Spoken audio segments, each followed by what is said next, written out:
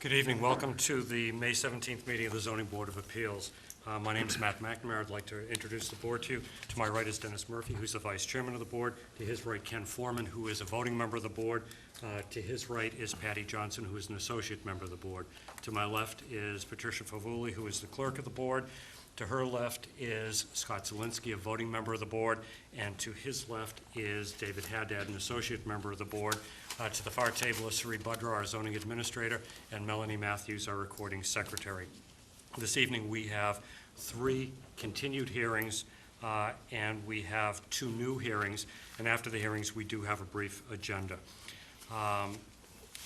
This evening, there are a couple of new people. We do have our hearing process posted on the website, but just briefly, what we usually do is we have the clerk read in each of the applications for the record. We ask the applicant to make a brief presentation. We update referrals from town departments, correspondence. We ask questions of the applicant, and then we ask for public testimony in the areas of those that are opposed to an application, those that are in favor of an application, and those that have questions or general comments. I would ask for your respect and courtesy as we go through the evening so that you will listen to those that have been identified to come to the lectern. And if anyone does have an electronic device, if they'd silence it at this time. Our first continuation, which has already been read into the record, is application 14-12. It is an appeal of the building commissioner's determination. This hearing was actually opened on March 15th of this year. It was continued until May 3rd at the request of the applicant. Unfortunately, on May 3rd, there was not a quorum of the board, and it was therefore continued to this evening. Mr. Haddad, who is an associate member of the board, has recused himself from this hearing as he is a trustee of the subject property. However, as Mr. Haddad is an owner, he is entitled to be present and to participate in the public process. Mr. Zielinski made a disclosure on March 15th that I would like him to repeat, as all of the parties are present at this time. Mr. Chairman, I'd stated earlier that approximately 11 years ago, I worked briefly for John Haddad, and I feel like that I can be non-biased, open about this. Okay. When this was disclosed, the board had no objections to Mr. Zielinski's participation, but I want to make sure that there are no other objections. I have no objections. All right, thank you, Mr. Hanley. Can I take the podium? Just one moment. You can pause right there if you want. I just have a couple of other things that I want to make sure that we frame the issues on this so that we're all on the same page. For everyone that's participating, a couple of new members of the board, or a new member of the board, what this application is an appeal of the zoning commissioner, who is also the building commissioner's determination that there are no zoning bylaw violations at this site. What it is not, the ZBA cannot entertain any discussion regarding the recent zoning change that was voted by town meeting last month for this property. That has already been approved and subject only to the approval of the Attorney General. The ZBA has no jurisdiction over and therefore cannot entertain any discussion regarding the local comprehensive plan, nor the manner in which Mr. Gore carries out his job. That's something that would be his supervisor, which is the town manager. Our only jurisdiction relates to the zoning bylaw.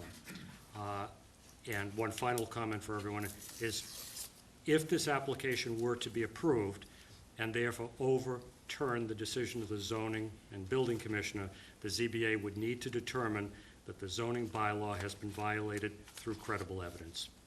All right, with that, since we've read it in, Mr. Hanley, if you'd come on up, introduce yourself, because we're on television, and then the floor is yours. Thank you very much. Good evening, ladies and gentlemen of the board. Matthew Hanley. I live at 710 Thomas Landers Road, just moving back from previously living in Boston. I grew up at 710 Thomas Landers Road when I was a child, so I'm very familiar with 710 Thomas Landers Road and 740 Thomas Landers Road, since it was previously owned by a family member. So I'm very familiar with the lot size, lay of the land, and usage, previous usage. I'd like to start my presentation by reading my appeal. The determinations that my family's aggrieved by are the decisions made by the Town of Falmouth Building Commissioner.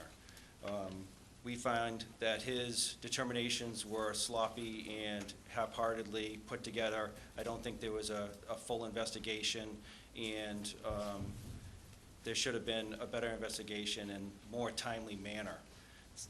We have 3 separate complaints with them. All these complaints took over 2.5 months. He's obligated under the town bylaws to investigate and respond in writing within 14 days. We didn't receive any of our letters until at least 2 months. To start off with, I submitted a lengthy package of photo documentation documenting the land clearing and earth moving at 740 Thomas B. Landers Road. The lot was completely removed of all trees, shrubs, topsoil, vegetation, and this lot was almost 100% native vegetation. You can see by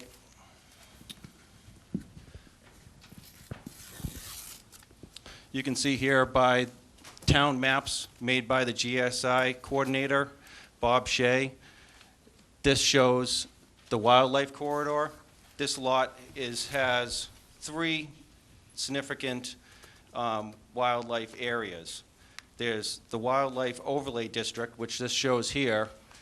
Also on BSS Design's latest revision, it shows the deer migration corridor that's on this lot. And this lot is also in a Massachusetts Endangered Species Act area. Because of those sensitive habitats, there's procedures and reviews that each of these parcels are supposed to go through. This development at 740 Thomas Landers Road tried to sidestep those procedures and those reviews by clearing the land before they had to go in front of the appropriate agencies.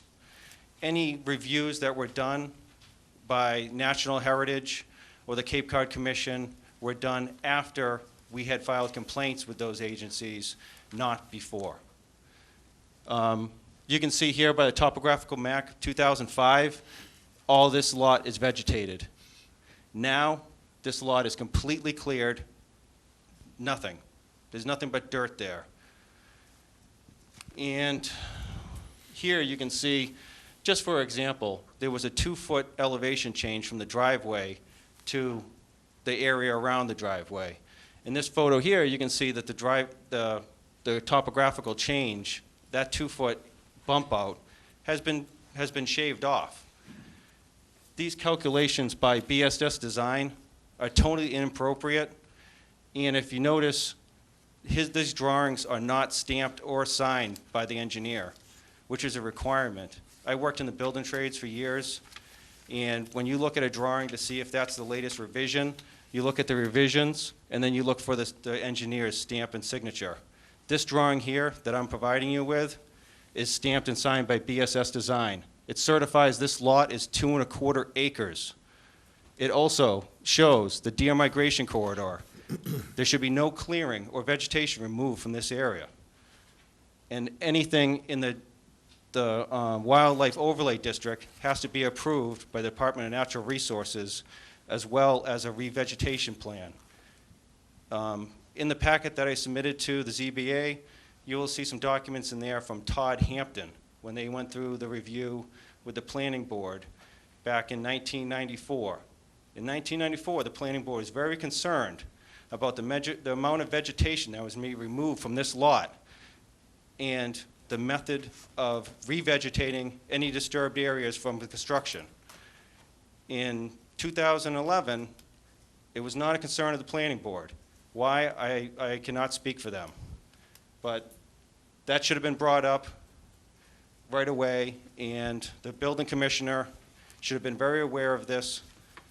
The owners of 740 Thomas Landers Road, through their own admission at town meetings, planning board meetings, and through, you know, they've told myself and my family, they've been talking with the town planner since 2008 when the property was purchased.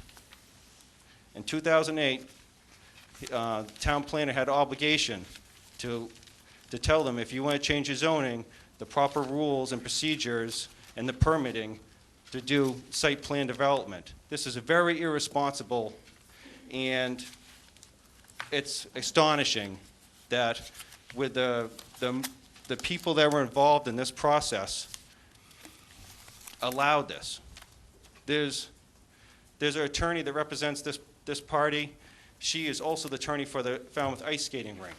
So she's very aware of, you know, procedures, clearing land in a MESA area in a wildlife overlay district.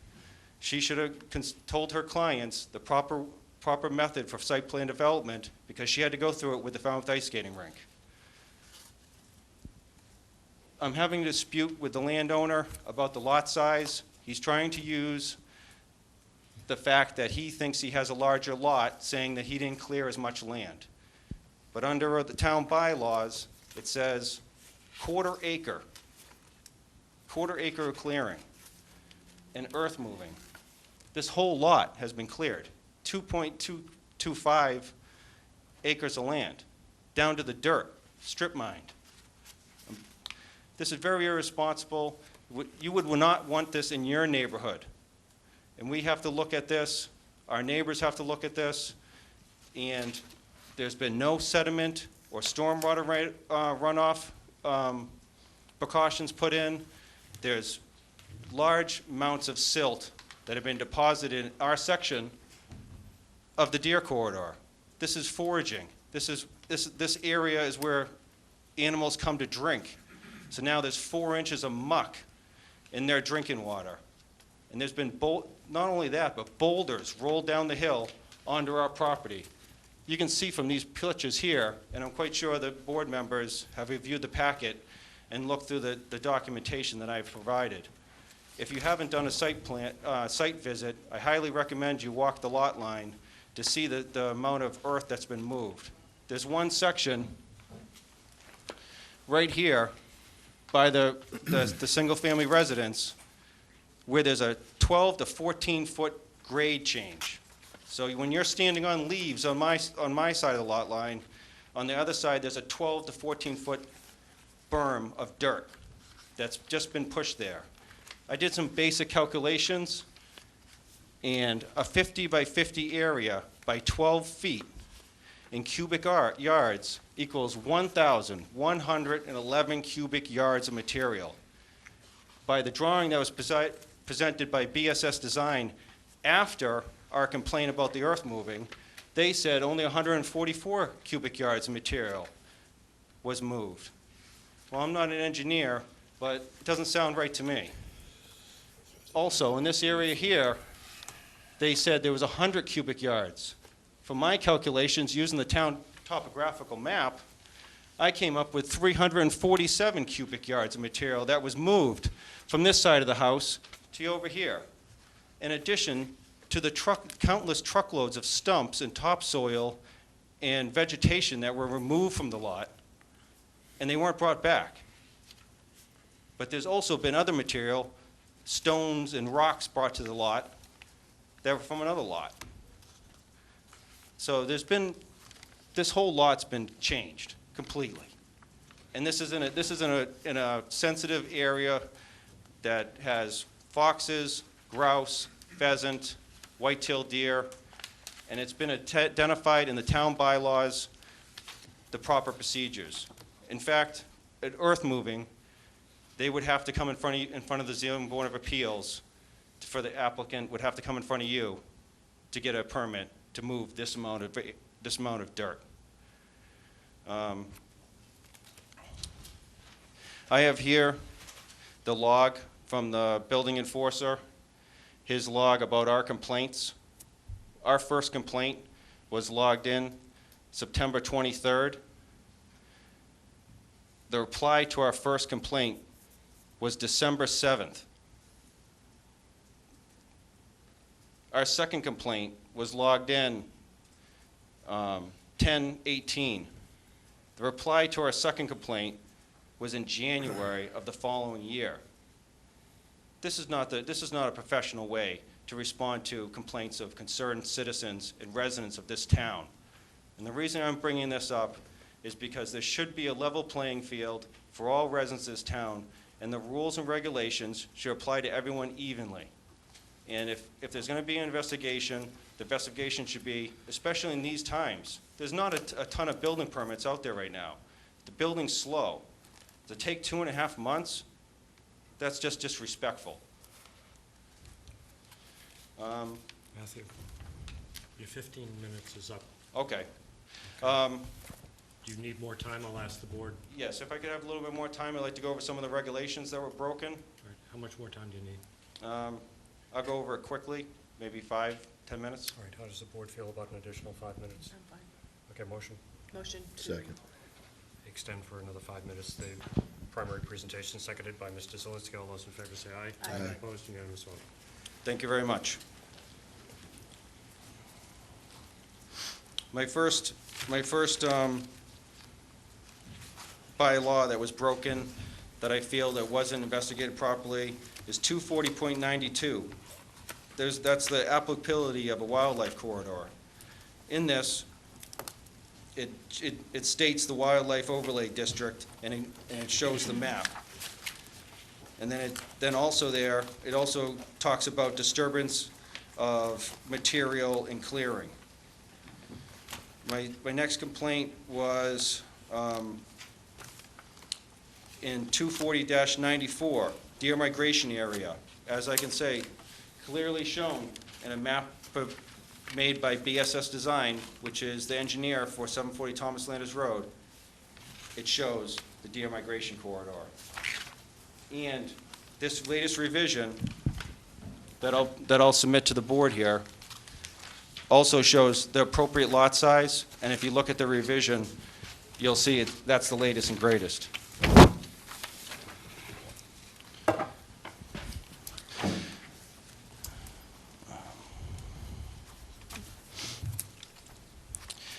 Also in here, also covered in these areas about the deer migration corridor and wildlife overlay district, it says that the amount of cutting and filling and grading should be minimized. I'm summarizing here, just to speed things along. And it says that, buildings should be clustered together to leave as much native vegetation as possible. That has not been done here. My next is 240-150, earth moving regulations. Earth moving regulations before you do cutting fill has to be approved by Department of Natural Resources and the Zoning Board of Appeals. They have to present topographical maps, existing topographical maps, how much filling will be done, what the topography of the lot will look like afterwards, locations, types of vegetation, drainage should be diverted away from low-lying areas, and specific details of debris, not also including tree stumps and method of disposal, where they will be disposed of. Also, I've listed in there enforcement. I leave it up to the board how they want to go about enforcing this. I ask that whatever determination you make, that that there is some kind of enforcement, because there has been no permits issued on this property since the previous owner owned it, and there has been no regard for the rules and regulation that govern this town. This town, these people need to be held accountable. Thank you very much. All right, thank you, Matthew. I also ask if there's any, I've a chance to rebut any comments made by other parties, please. We'll go through our usual procedure, Matthew. Okay, thank you. I'm going to ask the clerk to review any comments from other departments or correspondence. Yeah, there's, Sari put a memo in here to the file. This is from Sari Badro, zoning administrator. I spoke with Chuck Martinson, acting director of the Department of Natural Resources, regarding the wildlife corridor on 740 Thomas B. Landers Road. Mr. Martinson stated that there's no designated wildlife corridor for him to inspect. The property is located within the wildlife corridor overlay, but a designation of a corridor has not been done, and therefore Mr. Gore is the enforcement for this property as such. He explained that a wildlife corridor is designated when a plan comes before the planning board, the zoning board of appeals, or if there's new construction on a lot, DNR will review it. I'm just gonna read through, there's quite a bit of stuff here, but I'll read through it pretty quickly. This is from Thomas J. Bunker, professional land surveyor, and it's dated May 3rd, 2012, at the request of David Haddad. Today, one of my staff inspected the site at 740 Thomas Landers Road, owned by Tradesman Realty Trust. We did not see any runoff that was flowing downhill onto the abutting property. And the plan that Mr. Hanley submitted dated October 4th, 2011, BSS has responded to that. This plan was not intended to determine the property line in a new location from the plan submitted by Tradesman Realty Trust with its rezoning petition entitled Plan of Rezoning. It was an adjustment to the zoning line as suggested by Mr. Hanley only. Since it was not requested by Tradesman Realty, it should not have been released by my office and should not be considered by the planning board or the town with respect to the rezoning petition. Yeah, that one, I'm sorry, was dated October 14th, 2011.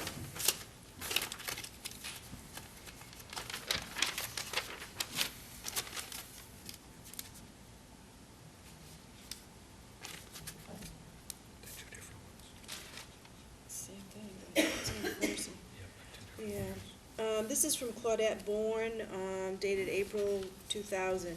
There's two letters. Dear board members, I am on the list of abutters of 740 Thomas Landers Road. In fact, my house is directly across the street. Due to all the land clearing and earth moving in this deer migration corridor, everything has been disrupted. Therefore, I am against this zoning. And her second letter is, please do not change. Oh, this is in regards to her zoning. And that's not in front of us.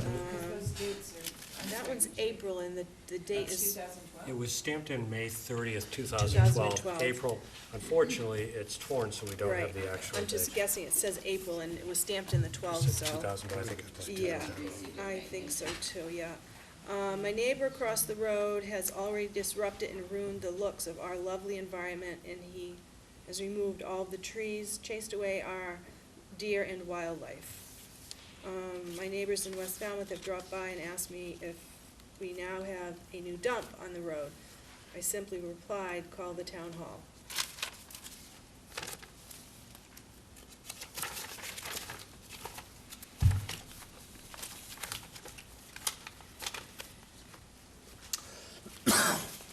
This is from the Division of Fisheries and Wildlife.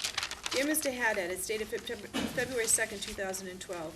Thank you for submitting the MESA project review checklist diagram showing the cleared areas and proposed structures and other required material to natural heritage. Based on a review of the information that was provided and the information that is currently contained in our database, the Natural Heritage has determined that this project, as currently proposed, will not result in a prohibited take of the state-listed rare species. This determination is a final decision of the Division of Fisheries. Any changes to the proposed project or any additional work beyond what is shown on the site plan may require an additional filing with Natural Heritage pursuant to the MESA. This project may be subject to further reviews if no physical work is commenced within 5 years from the date. Has everybody read the Eladio Gore letter dated February 9th, 2012, or would you like me to read it? No, that's- Could you give the date of the It's- plan that he attached to that as well, please? There's no plan attached to this division of wildlife. No, to Eladios. Oh, there is, no plan attached to it. Yeah, there's a thing in Eladios. That's further That's further down. back. This was submitted by Mr. Handley. Yeah. Okay. Hang tight here.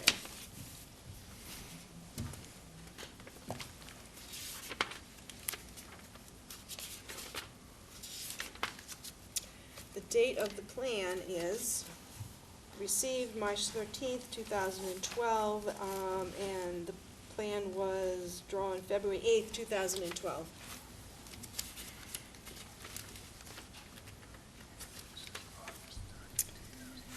February 9th, 2012, Mr. Hanley, this is in regards to your complaint regarding the above referenced property. Your complaint raised this question as to the activities involved earth moving at this site and whether these activities violated the zoning code of the town of Falmouth. On February 1st, 2012, town officials made a site visit into the property and contacted the owner and requested a certified site plan. Certified site plan was included in the total area that was cleared and the total volume of earth recently removed. 211 and 212. Based on the site visit and the land surveyor's calculations, it is my opinion that there are no zoning code violations relative to earth moving at this location. Additionally, there are no zoning violations related to this use of the single-family dwelling on the site at this time. A copy of the site plan has been forwarded to the Cape Cod Commission for their review to determine if the work triggers review by the Commission. In summary, it is my opinion that currently there are no zoning violations related to earth moving at the site or violations regarding the use of the single-family dwelling. Therefore, the building department is taking no enforcement action. The owner of the property has been advised regarding runoff onto the abutter's property, private or public. The building department therefore considers this matter closed. This determination can be appealed to the Zoning Board of Appeals. This is from Laura Moynihan to Brian Curry, Town Planner. I represent John Haddad and David Haddad, trustees of the Tradman Realty Trust. This letter is to provide you with information regarding the amount of clearing that has taken place on this property and information with respect to the amount of soil moved on the property. Enclosed is a plan prepared by BSS Design dated February 8, 2012 that identifies the cleared area on the property. Total cleared area on the site is 1.44 acres as shown on the plan enclosed. Approximately 1/3 of an acre of the 1.44 acres was cleared in connection with the house construction in or about 1992, and the remainder of the 1.1 acres was cleared by my client recently in 2011 and 2012. The recent area clearing is well under 2 acres, and the total cleared area is less than 2 acres. Also shown on the plan are the areas where soil has been moved on the site. BSS Design has identified this area and has estimated the total volume of recently moved earth at 560 cubic yards. This amount is significantly less than the 1,000 cubic yards noted in the zoning bylaw relative to earth moving. Laura Moynihan.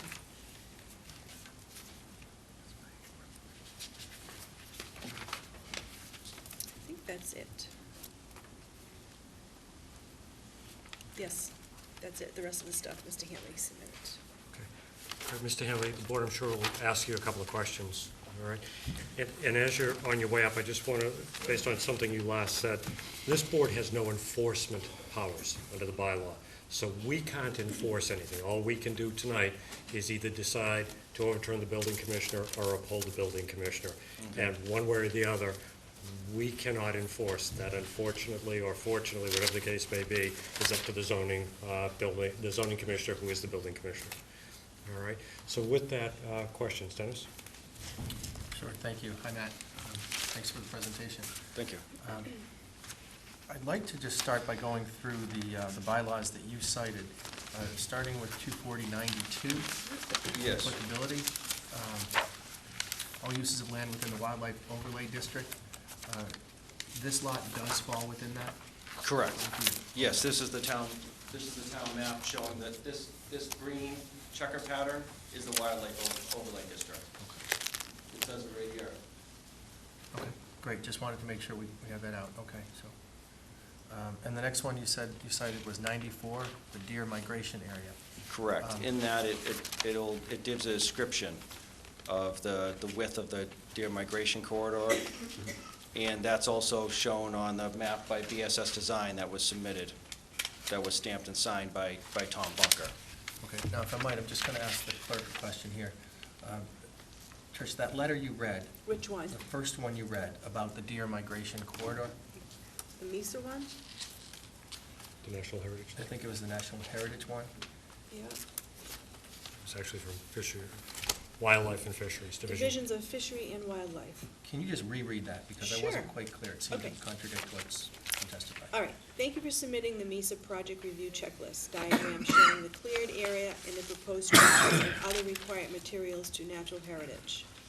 Based on a review of the information that was provided and the information that is currently contained in our database, the NHESP has determined that this project is currently proposed will not result in a prohibited take of state-listed rare species. This determination is a final decision of the division. Any changes to the proposed project or any additional work beyond that shown on the site plan may require an additional filing pursuant to MESA. This project may be subject to further review if no physical work is commenced within 5 years from the date of issuance, and the date of issuance of this was February 2nd, 2012. Okay. But there's no plan, so I don't know what they were referencing Yeah, for I am a little confused with plan that still. on that. Just a point of clarification on that, what was the date of that again? February 2nd, 2012. Okay, my first complaint about the clear cutting on 740 Thomas Landers Road was October 18th, 2011. So that checklist was completed after we had already complained to the Town of Falmouth, the Cape Cod Commission, and National Heritage. What was that date? Our first complaint about the land clearing was October 18th, 2011. And if Earlier you said it was September 23rd? September 23rd was my first complaint about there was a illegal dwelling, three-family dwelling, that was referenced in the letter from Eladio Gore. Okay, thank you. That was not covered in my appeal in front of the ZBA, so that's why I did not get into that. Okay, thanks for the question. So my first complaining about the land clearing was on October 18th. And then the only other bylaw you cited was 240-150.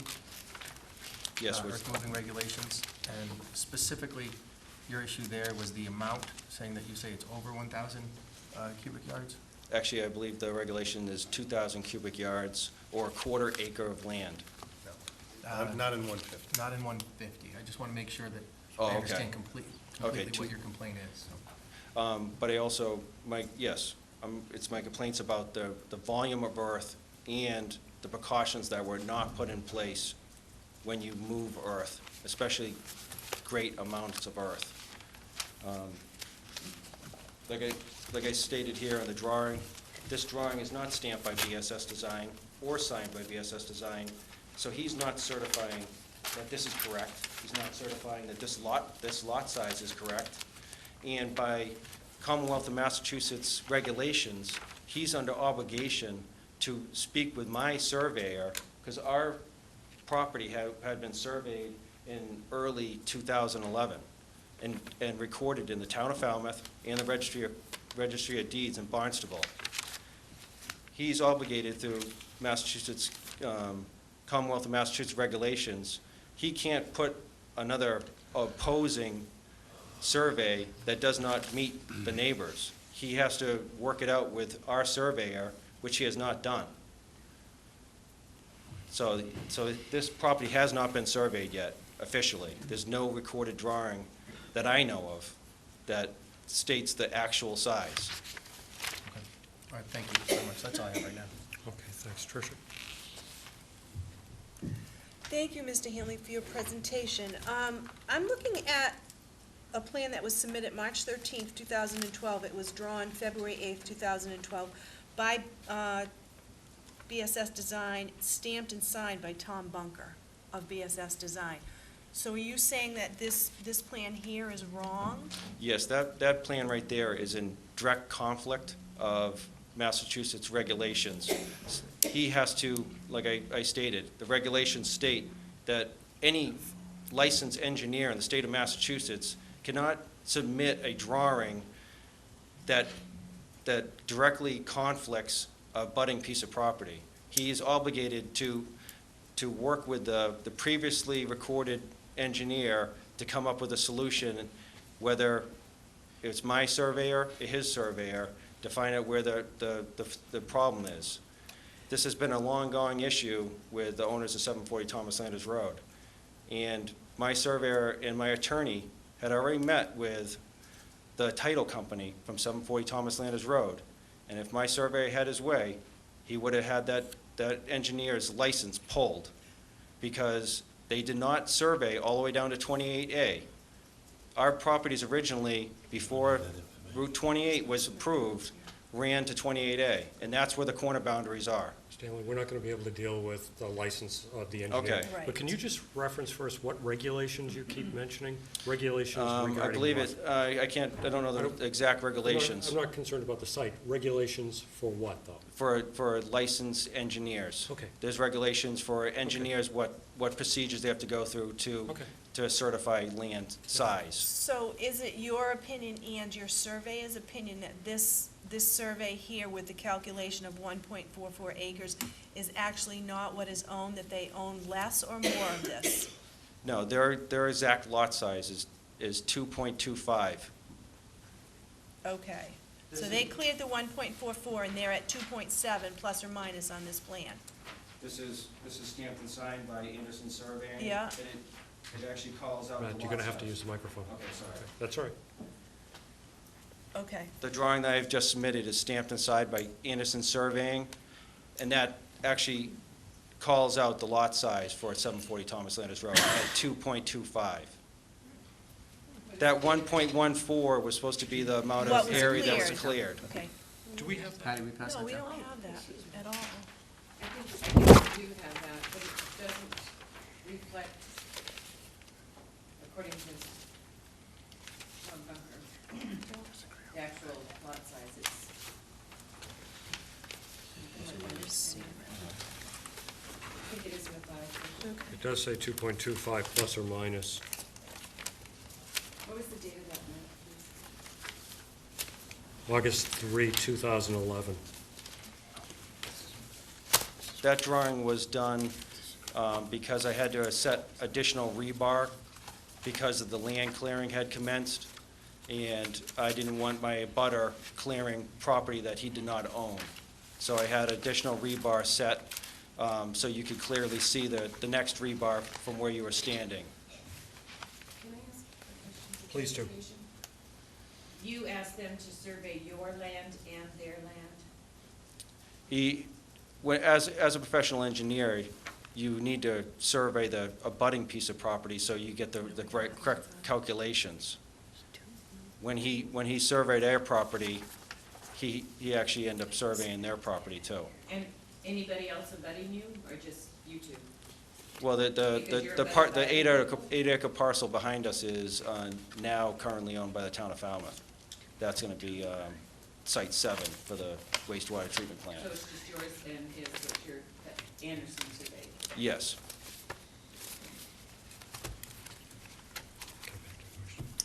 Yeah.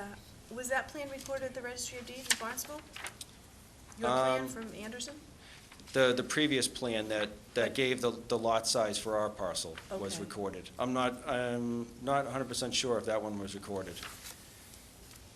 Because Okay. this one here is just additional rebars were set on the boundary. Okay. And my next question is, you submitted the Fish and Wildlife, or did Mr. Haddad submit that, the one that I read in, from Thomas French, Division of Fisheries and Wildlife, That's right, okaying Matthew. it? Right, it was already cleared. Was there a plan submitted with this, are you aware of what the project was gonna involve? Because he references a project. All the permitting, all the reviews, all the letters from the Cape Cod Commission, National Heritage, Department of Natural Resources, if you look at the dates on all of those, you'll find out they are after our complaints. These weren't submitted, these reviews were not done before the work was done. The work was done first, and then they backtracked to cover their trail. Okay, thank you, They were submitted by Mr. Henley for your information. thank you. That's all I have right now. Okay, Ken? So I'm sympathetic to, the level of disturbance that's gone out there and your concerns, but I'm also trying to understand Mr. Gore's reasoning, since we're really, that's the challenge for us. And when I look at 24092, and try to put it in the context of what was done, there was no subdivision at that time being proposed when they did their land clearing. Is that correct? No, that, since April of 2011, the owners of 740 Thomas Landers Road have been working with the planning board through planning meetings to change. We're not But going to that do the was zoning. in April. You complained in The first October, time? early October. Right. And so the land clearing had been done at that time. And there was no subdivision. They weren't, Well, again, just the question to you was, is this involving a subdivision of property, to the best of your knowledge? Is it going to be subdivided? at the time you made your complaint, and what Mr. Gore had to go on was what's currently happening on the property. And there wasn't any subdivision plan that had been filed. No, Was there had been no plans filed. And there was no special permit being under consideration. There had been no permits issued on that property since 1992. And there hadn't yet been any site plan review underway, right? Not that I'm familiar with. And then D, which is the one that strikes me as being the closest to being something that he might have considered, says as of right construction, if it involves an area of clearance or disturbance greater than a quarter acre, which it clearly does, or moving 2,000 yards, which I guess maybe that they hadn't moved that much, but clearly more than a quarter acre was disturbed. But I guess, was there any construction other than the earth moving? Because, well, I guess, let me leave it at that and just see what. Well, my concerns are No, I that understand your concern, but I want to know, I was approached by the owners of 740 Thomas Landers Road in the summer of 2009, about changing all the zoning, our lot and their lot, into light industry. They proposed me with a plan showing 3 buildings and three lots. but that plan wasn't submitted No, it anywhere. wasn't submitted. Mr. Gore wouldn't have That- known about it. You know, I mean, anyone can make up a proposed plan, whether it ever comes to fruition is another issue. My issue is doing the work before you're supposed to. I understand, but I just, Can you stick to the questions right now? yeah, I'm trying to get to the questions. Okay. So if there was no construction, no site plan review, no special permit, and no subdivision, all they had done was earth moving, and they didn't exceed the 1,000 cubic yard requirement under 240-150. Not in October. Right. They simply were doing earth moving on their property. And the zoning at that time was what? Agricultural AA. So if they'd been tilling the land, flattening the land, making fields, But that parcel has never been used as a farm. I understand, but I'm just saying, And at the time Mr. Gore made his determinations, that's what he had to go on. So I'm not sure how he could have made any other determination. But- Well, if you go to the beginning of Wildlife Corridor,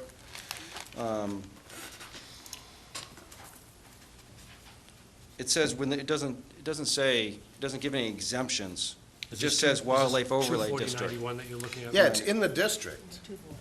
It's Right. certainly in the district. It doesn't matter if it was a house or agricultural property. If you clear more land than is allowed in a wildlife overlay district, then you have to get permitted. That's under applicability, right? Right. That's what we're talking about. So it's not a subdivision, right? So we can, do you agree? So we can rule out A.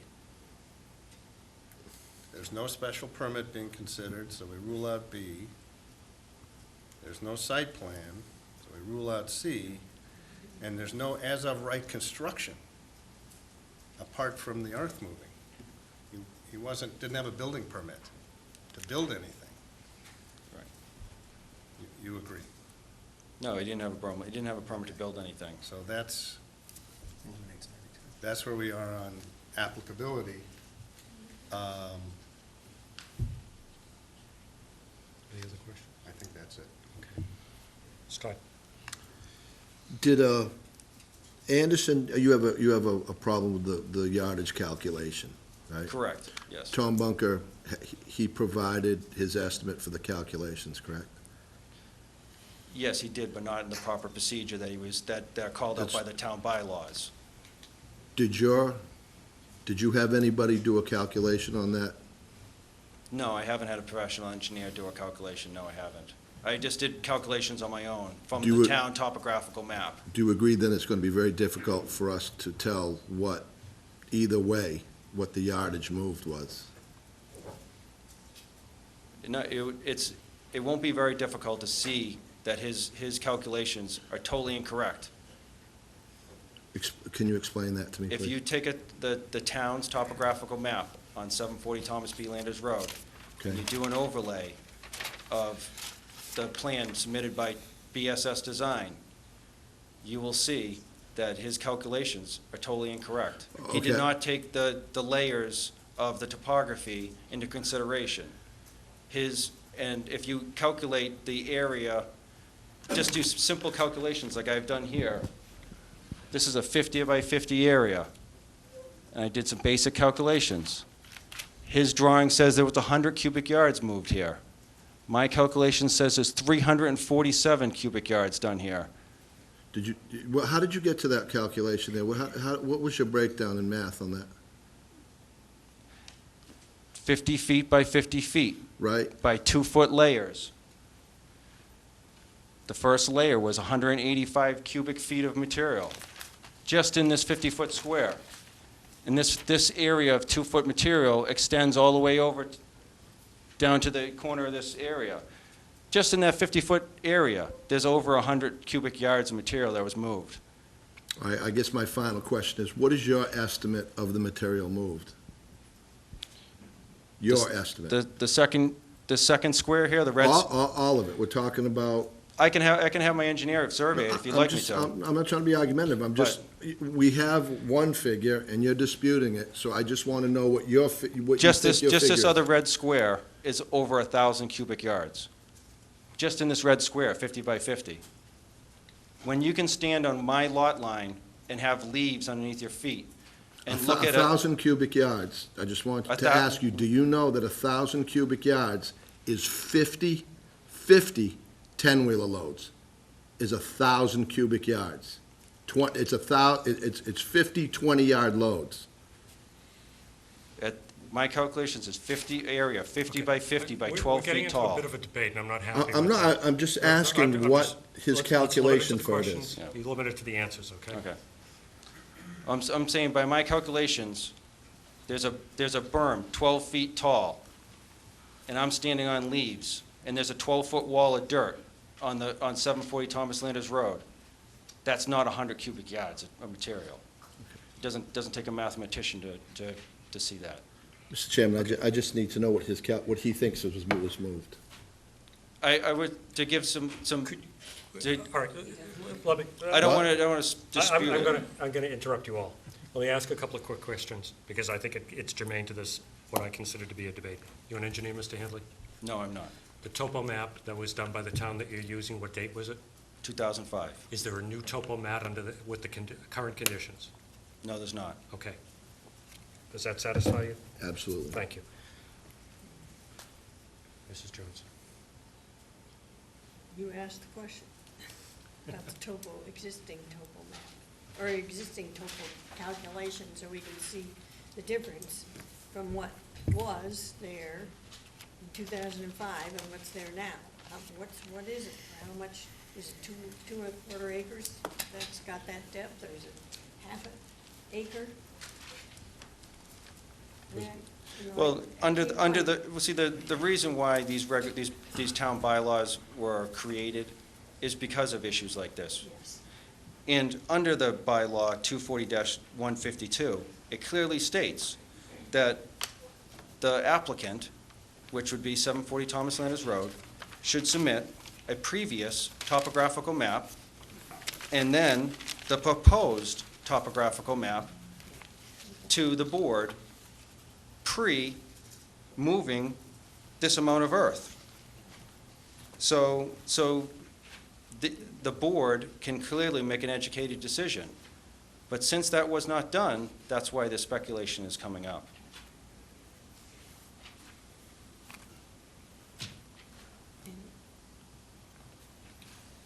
How do you interpret 240-92?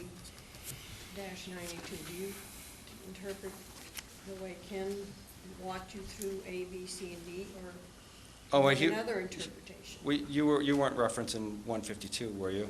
No, 240-92. Oh, 92. Applicability of the wildlife. The wildlife corridor? Yeah, that section. My interpretation is, no matter who you are, you should, if you have area, unless you have it, the only exemption in a wildlife corridor is for agricultural purposes, because you have to till your soil, and if you have a working farm, my 710 Thomas Landers Road was a farm when I was a child, weren't turning it back into a farm. I'm clearing invasive species from my fields. I don't have to, because those fields were previously cleared, I don't have to go for reviews, because it was a working farm, it's going to be a working farm, and we're clearing invasive species. But since this property wasn't a farm, there's no exemptions. And the letter from Kristen Black that was submitted to the file with my documents said there's no exempt activities in a wildlife overlay district or MESA area. And that was submitted with my complaint to Eladio Gore. Okay, that's all I want to hear. That's my question. That it, Patty? I'm done. Okay, Mr. Hanley, I've got a couple. On the earth-moving regulations, talks about when a special permit is required. Is this land subject to the wetland regulations within the bylaw? No, I don't believe not. There's a low-lying area, but it hasn't been identified as a vernal pool. Is it in a floodplain? No. Okay. Public use? Not that I'm aware of. Okay. All right.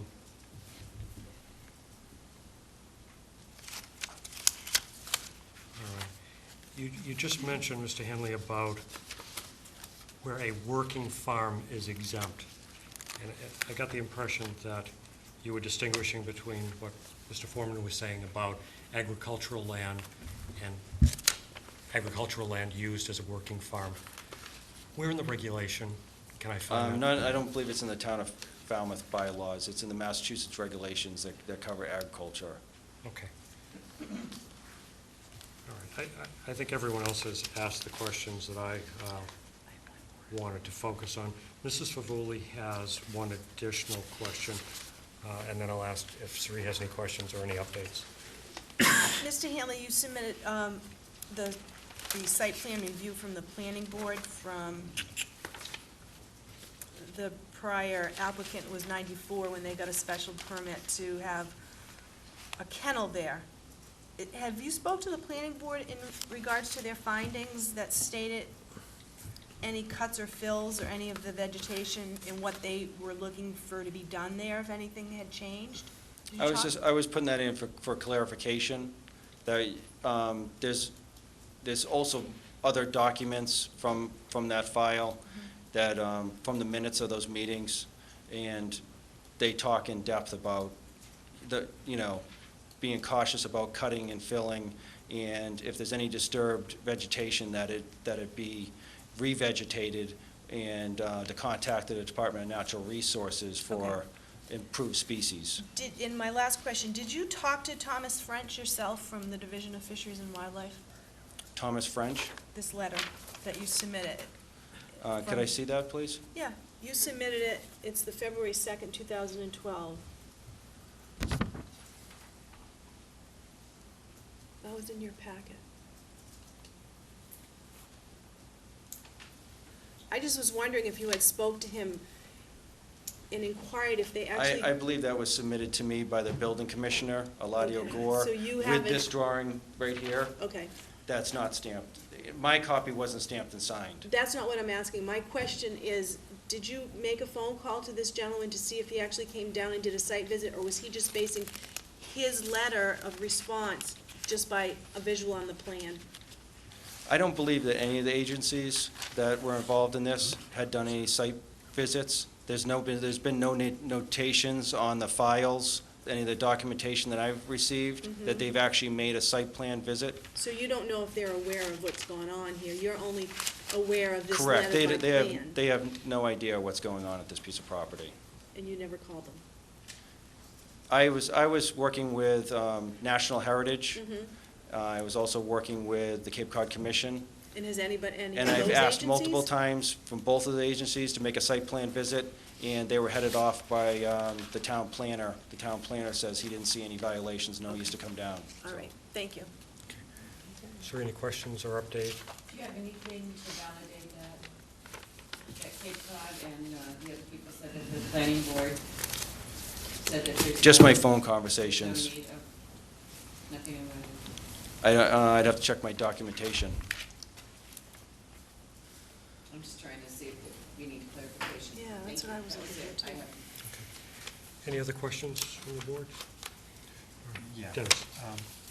Matt, you also cited 24094. Can you just tell me which part of 24094 you think the zoning commissioner erred, the building commissioner? One moment, let me Sure. get to that section here.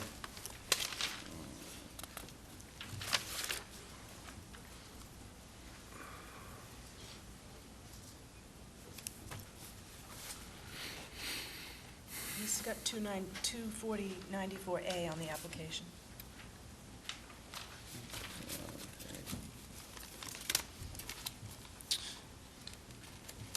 That's pretty vague, that's the whole thing. Well, these regulations say they should be prepared by a registered architect or engineer. What should be prepared by registered? Any drawings for site plan development.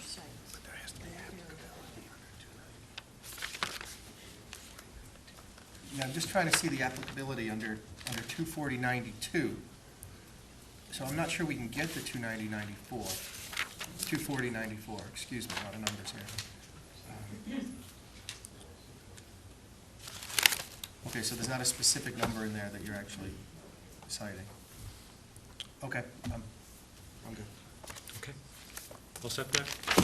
Why don't you take a seat? And Okay, we'll thank you. see those that are in opposition to this application, which means those that want to support the building commissioner's determination.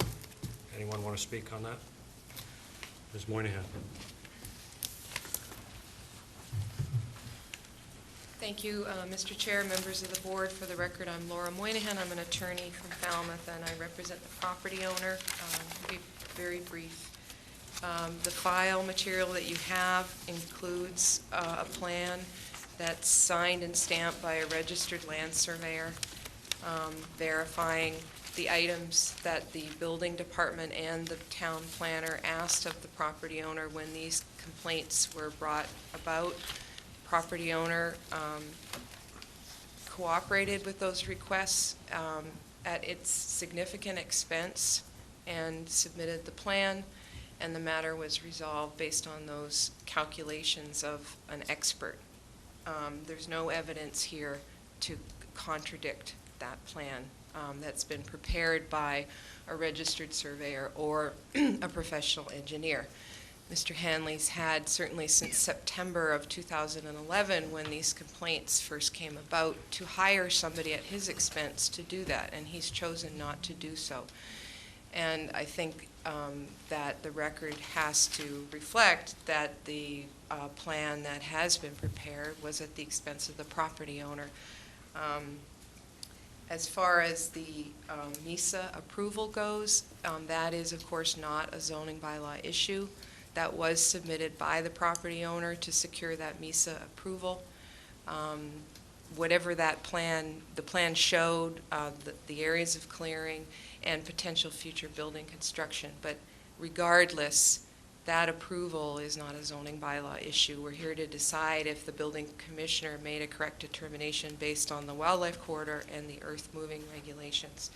So while we disagree also with Mr. Hanley's assessment of timing of permits, that too is not a zoning bylaw issue. So we would ask you to uphold the building commissioner in his determination. We know that the Department of Natural Resources has inspected the property.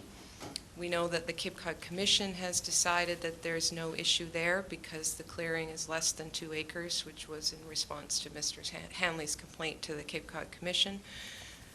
We know that curb cut permits have been issued and that the building department and the town planner are very familiar with this property. They've seen it, they've inspected it, they know what's been moved out there. And I think that has gone into this determination as well.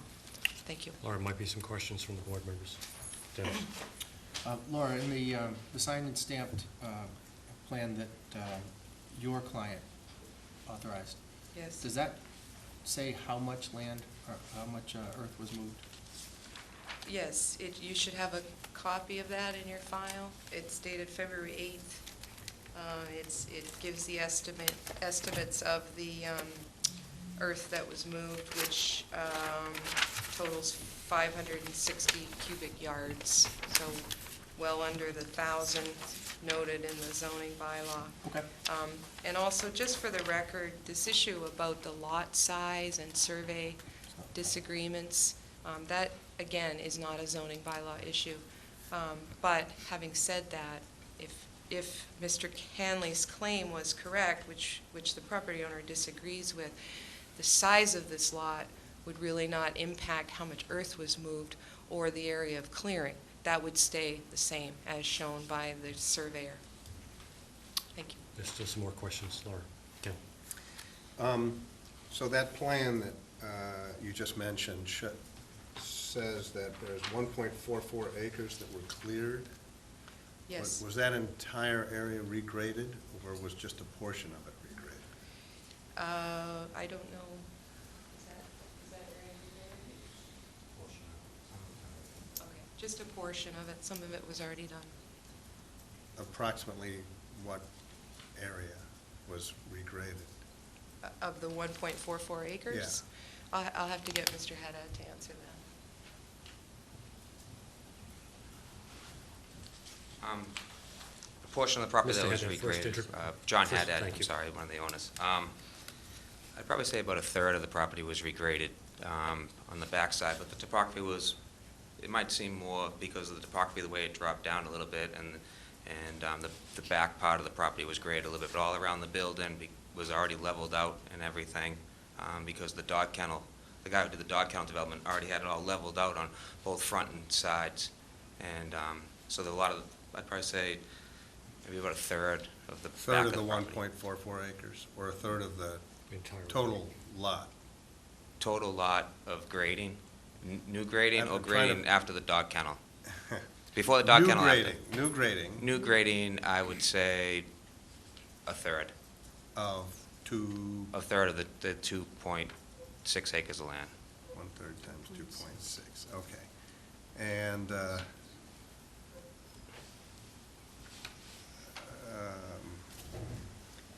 I guess it was a question for Laura, is that just regarding the MISA approval, is it customary to get that before or after you do the work?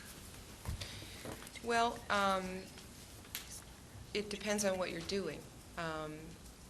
Typically, you would go to MISA with a development plan showing the location of your buildings and what else you're going to want to do on the site, and you would do that permitting all at once. Here, I think it was... And at that point, you would do You would do the MISA approval. you get the approval, and then you would do the work. Typically, depending on what areas were in the jurisdiction. Am I correct in understanding that's not the sequence? Here, the approval was submitted, I'm sure everyone's aware that we went through a zoning change on the property, but a lot of that work was done to establish with the planning board that we were going through all the appropriate procedures, saying this is the site plan we want to do, and we were trying to get support from the planning board. And then we went to every agency to try to drum up support for our zoning change. And part of that support we wanted to get was to show our 3 barns, and we submitted that drawing that we showed town meeting members. Hey, we want to build these 3 barns on this property. We have a letter from the MESA Natural Heritage. So it was all, it was kind of, it's not because of any clearing. It was more about trying to do our zoning change and establish with the planning board the work that we'd like to do, so we could When dot did- all our i's, across all our t's. When did that site plan consideration begin? When did you show that to the planning board? Last fall sometime. I'm not quite sure exactly the dates or anything like that. It took a Prior while to to do the the whole complaint? The complaint was- premise. Before September? Before October 18th? I would say that we were on fall town meeting originally, so it could have been as early as maybe June or July of, I don't know, about a year and a half ago, I guess. It's because we withdrew our application in the fall town meeting, and then we came back in the spring. So we had a lot of that work done previously, but then we withdrew our application. I know we're not supposed to talk about that, but a lot of that work was, had a lot of overlap. as we So there went was actually an active application at one time? For a project? I don't understand the question. No, I can answer. There's never been an active application. As part of the rezoning that started up last fall, there were concept plans that were prepared to show the planning board, as we normally do, this is what we want to do on the property. As far as the timing of the MESA application goes, I think it's fair to say that as soon as the property owner was made aware that something should be submitted, they did. And that's been the nature of this and all of these complaints all along. As soon as something is asked of them, they do it to respond to these issues. So again, that's not a zoning bylaw issue, but I think the approval speaks for itself. Okay, one other question, which is, let's see, so in the regrading, this is probably a question for Mr. Haddad.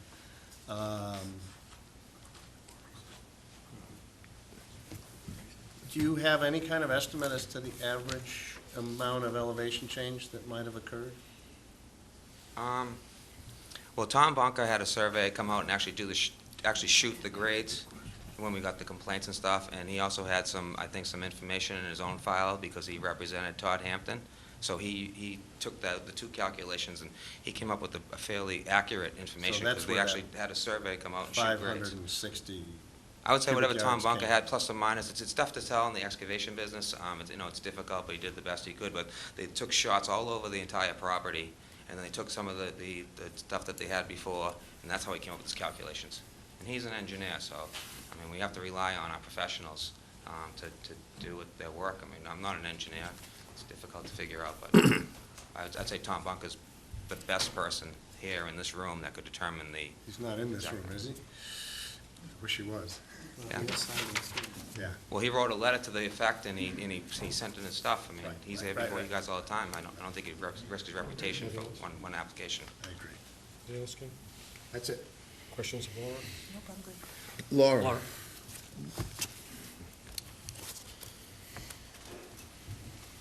there was some correspondence in the file from Mr. Aldridge responding to one of these departments, talking about some diseased trees that were taken down. That's why the clearing was taking place. They were doing clearing with bushes, views, and some diseased trees. Do you recall that? I'm not familiar with that letter, no. It was a response letter from Mr. Aldridge, who was representing Mr. Haddad. And I just didn't know, I wanted some clarification on it. But he was responding for them and letting them know that they were taking some diseased trees down. I just didn't know if there was any more to that. I don't think so. If that's, like I said, I haven't seen the letter, but, It's in the file. okay. Okay, thanks. But certainly that's allowed for a property owner to do that. I guess my next question was, were they all diseased? Whole property? No. Okay, thank you. Laura, just one, if I would. your take on the applicability of Article 20, the wildlife corridor? Well, I think that it's pretty clear from those sections that you're looking at a situation where you have a plan review process, and as Mr. Foreman said, in going through all of them, none of those provisions apply here because we didn't have a construction permit, even under D. There was no site plan review, there was no special permit process. So we do know that DNR has been involved in this process because they've been asked to come out to the site, and I think their response is in the file. But I don't think it applies here. Okay, that's all I want. Thank you very much. Anyone else in opposition to this application which is in support, which would be in support of the building commissioner's position? Okay. Anyone who is in favor of this application to overturn the building commissioner's decision? Okay. Any final questions from the board? Okay. Board want to discuss it to see if there's more information needed, or? I say we discuss it before we close, Okay, in case sounds anything good. new comes up. All right, why don't you start? All right, I'll start. I think we do have to rely on our professionals.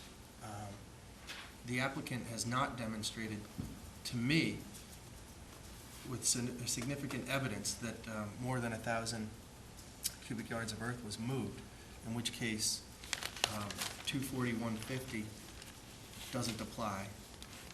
Ken went through 240-92, which doesn't apply. If that doesn't apply, you can't get to 94. I think the building commissioner made the right decision. Okay. Ken? Of course, I have to agree with Dennis that 240-92, unfortunately, from my point of view, doesn't apply because of the sequence in which the project was undertaken. It is somewhat, discomforting that you can kind of get around these bylaws by doing things backwards and not having an official plan and doing your grading. But on the other hand, if you had genuinely been grading to plant corn and create fields, you'd certainly be entitled to do that on agriculturally zoned land. I'm a little less comfortable, and not to cast aspersions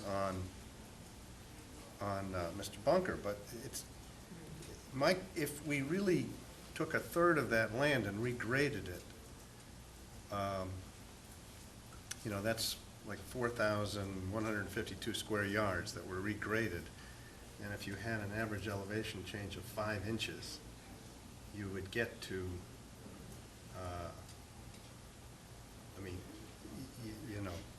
it doesn't require a whole lot. It's just hard to believe, having looked at this site, that there wasn't 1,000 yards moved. But, I defer to others that have more expertise with earth moving on that one. But I agree that, what do you do? Because we have no other expert testimony to the. Can I just chime in on that? The numbers that you're basing on are based on the landowner's assumption that 1/3 of the total property was, he was very confused about that exact figure. So I don't think that's a real fair number. Yeah, I'm not saying that we. That's why we rely on BSS. Yeah, I'm not, I wish there was a way of independently confirming just how much soil had been moved. But Okay. Tricia? I have to agree with both gentlemen. I'm not an engineer. I can see a lot of dirt was moved around there. How much was taken out and put in? I have no idea. We'd have to rely on BSS. That's all we have. Unfortunately, Mr. Hanley didn't submit anything contrary to what we have to work with. That's it. Scott? I have to agree with the rest of the board so far. I do this for a living, but without concrete cuts and grades, without an opposing opinion from another engineer, you have to go with what we have. I didn't shoot grades out there, and everything else I don't think applies. So. Okay. I'm just going to run down a couple of things while we're at it. In terms of sloppy more timely, 2.5 months, not 14 days. Unfortunately, that's nothing we can really deal with. Again, as I said earlier, if somebody's unhappy with an employee's performance, their supervisor is the town manager. Actually, that's in the town bylaw. We're going to have a discussion, Matt, okay? It is in the bylaw. We don't have the authority to enforce that, as I mentioned earlier. We can only look at whether or not his judgment was in error, not how he reached his judgment. The wildlife corridor, although it was less questions and more comment, I would have to agree that I don't see the applicability of it. And the best example I can give the board and others is, for example, you can have a coastal pond overlay district that property falls into. But until you do something with that property that is governed by that overlay district, it doesn't apply. And it doesn't appear to me that anything that was done that triggered the applicability of the fact that it needed to have a special permit. The calculations, I'll look at it a different way. I agree with all of what you said, but the burden, unfortunately, is on the complainant. So the burden of the complainant is to say, not I believe, or to hear the pictures, but to say, here is concrete evidence that the wrong result was achieved. And Mr. Hanley not being an engineer, and even though we may have somebody that has familiarity with earth-moving types of things, they're not the board's expert, and we have to rely on expertise that's brought into us.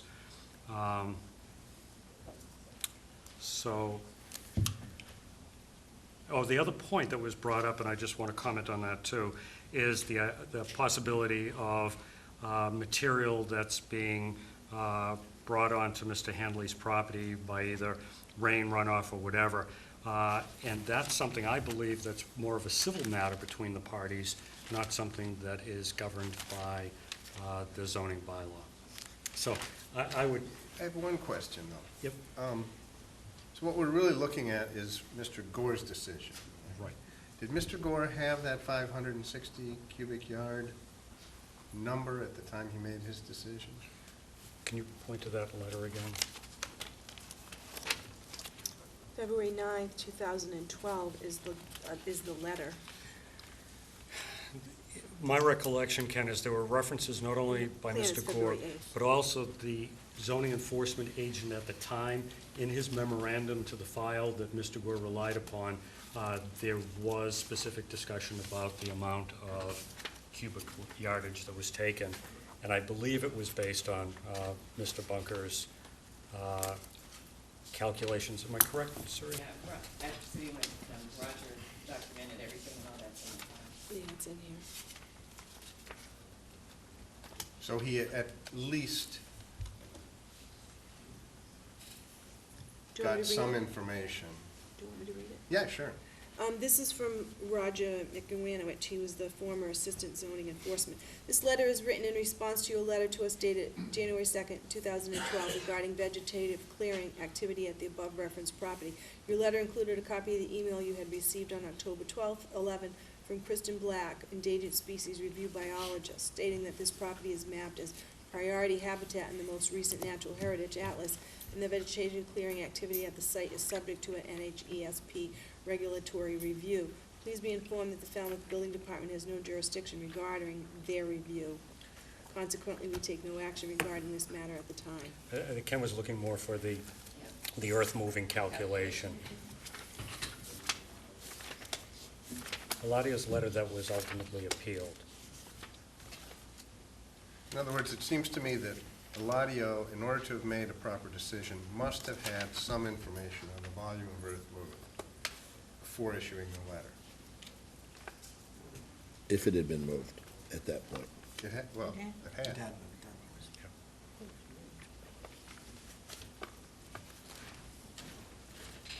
again, we can change just his results. Right.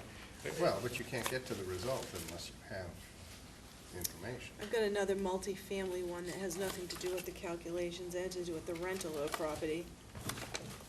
What, in Eladia's letter, just so I'll cut right to it, on February 9th, the letter that has been appealed from Eladio, in it, it says, based on the site visit and the land surveyor's calculation. It is my opinion that there are Right, no that's- zoning that's- violations. Okay, Right, that's that's clear. the day Consider after it. the plan was drawn. Okay. So, all right. Board need any additional information to come to a conclusion? Any final comments? Okay. Matthew, anything new? You're going to have to come up, Matthew. I'd ask if you hold your decision until the board can speak with Tom Bunker himself.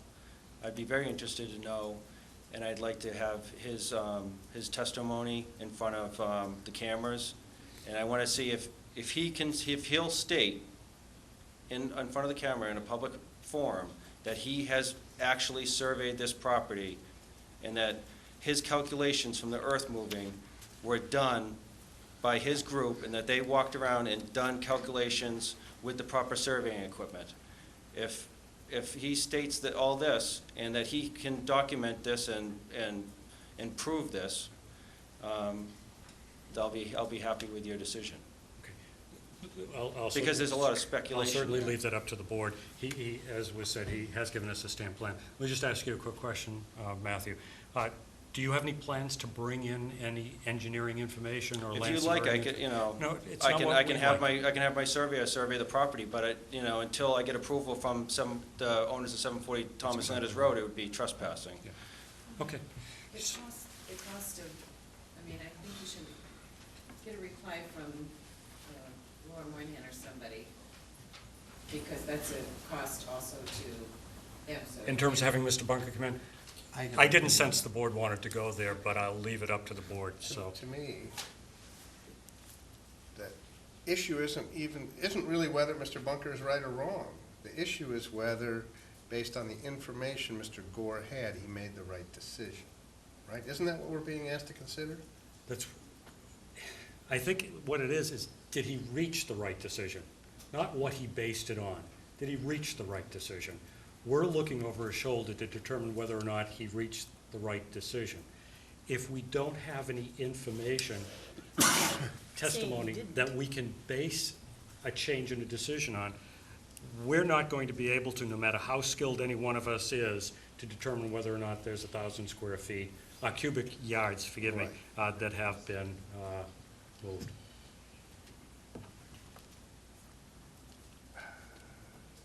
I'd just like to comment on the last request there. I think Tom Bonker has basically come here before us and stated on camera what his opinions are when he signed that plan. You know, that's his license that's at stake here, so. I And don't his see that- reputation. And his reputation, his license, his livelihood. And as has been said tonight and in many other hearings, no professional is going to risk their license and their livelihood on any one particular hearing. I don't need to have him to come in to say, yes, what I did was accurate. So I'm comfortable with the information that's been provided tonight, and I'm ready to close. I'm ready to close because we use BSS engineering probably every other week, and we don't bring their plans up for question, and he stamped it. It's, oh, I'm sorry. I agree with Dennis. It's stamped by a licensed person who's not gonna jeopardize that. And we have nothing to doubt it on either. All right, I feel no need for any additional information. I'm ready to move on, Would you like a motion? please. I will make a motion to uphold Let's the bill. We'll close the hearing, okay? sorry. Thank I'll you. move to close. Second. Mr. Murphy, Mrs. Favoli, motion to close. All those in favor of closing this hearing, say aye. Aye. Opposed, unanimous vote. I will make a motion on application 14-12 to uphold the building commissioner's decision. Which is to deny the To deny the application. application. Second. Mrs. Favoli, Mr. Murphy, any further discussion? All those in favor say aye. Aye. Opposed, unanimous vote. All right, thank you very much for your presentation. Okay, moving on. Far one. Our next application is application 32-12 for Mr. Kelly at 26 Dartmouth Avenue. This application has also been previously read into the record. There was a request to continue that because of a personal matter.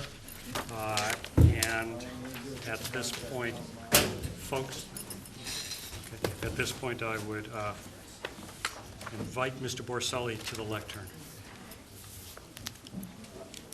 Thank you. Good evening, Mr. Chairman, members of the board.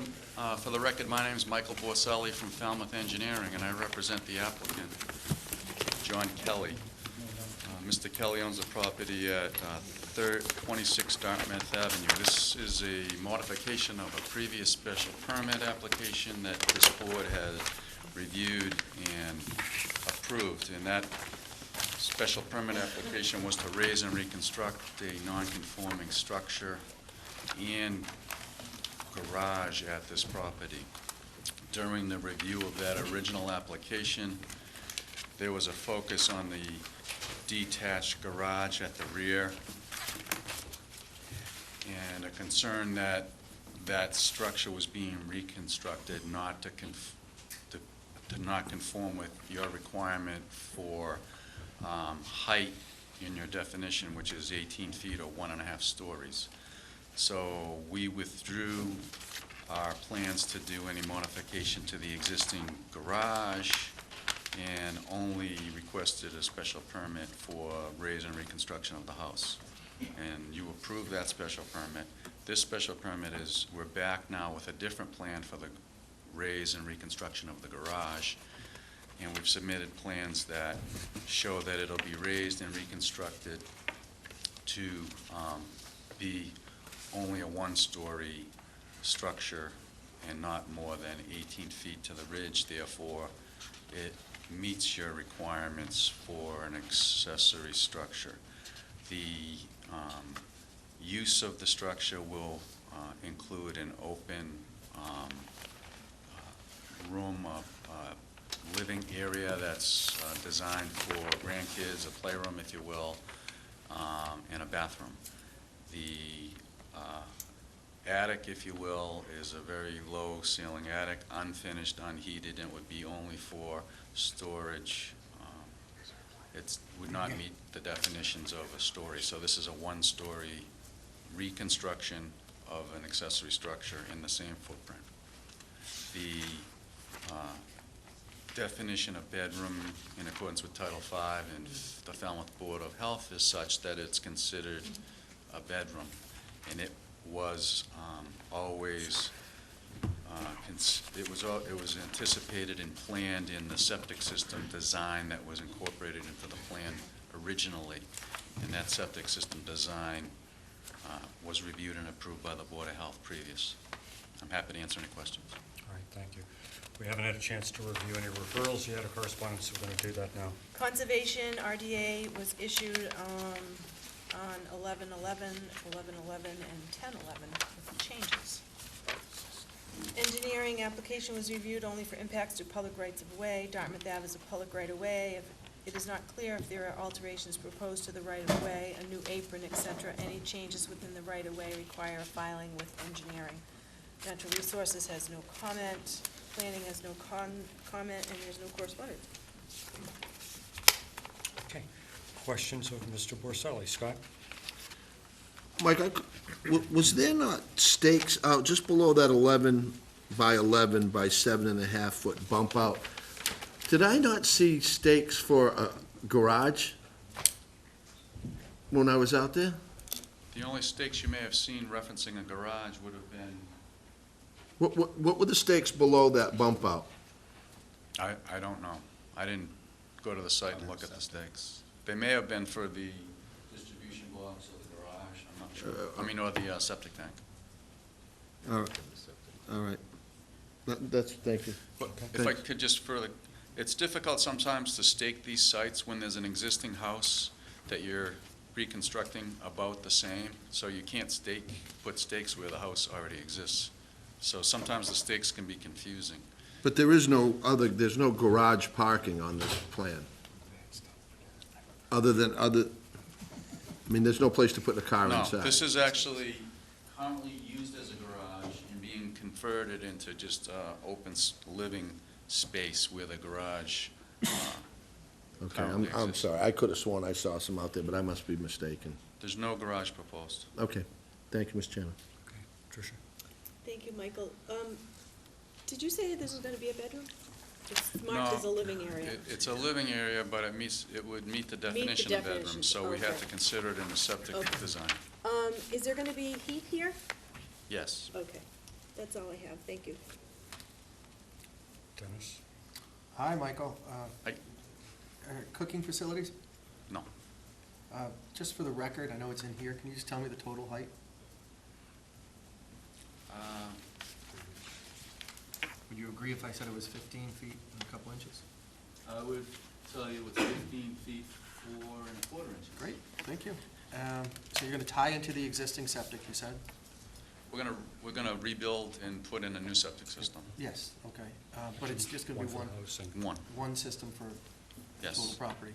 And no plans to have this rented separately? correct. Okay, thank you. Ken? They've asked all my questions. Patty? Same here. I've been there, seen it. David? No question.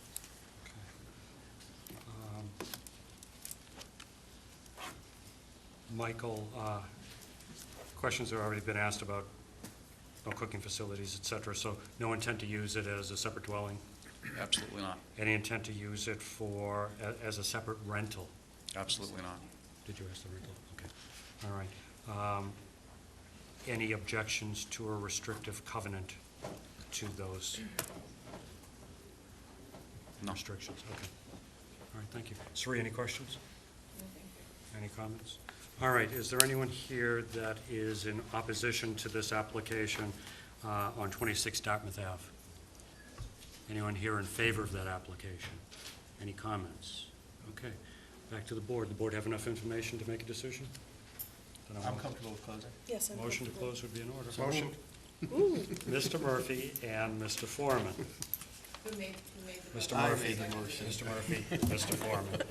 the All duo. those in favor of closing this hearing, say aye. Aye. Aye. Opposed, unanimous vote. Action. I'll make a motion to grant application 32-12 for John W. Kelly. Second. That was Mrs. Favoli and Mr. Foreman. Conditions? Conditions, please. Per plan submitted March 30th for site plan and March 30th for architectural. No cooking facilities not to be used as a separate dwelling or rented separately from the main property. You are good, Dennis. And a restrictive covenant. Our restricted Yes. covenant says that. Okay. Findings? It's an improvement to the property. Also that it It's in the was same exact footprint, so it's not changing. Not increasing There's any lot no- coverage. Changing no change lot in coverage or anything. nonconformities. The attic is for storage only. One septic system for the dwelling and the accessory unit as approved by the Board of Health. I think, and all of our usual conditions under You stated that you want a restrictive covenant. Right. Because you've also accessory got- to the primary. That you've got as a condition.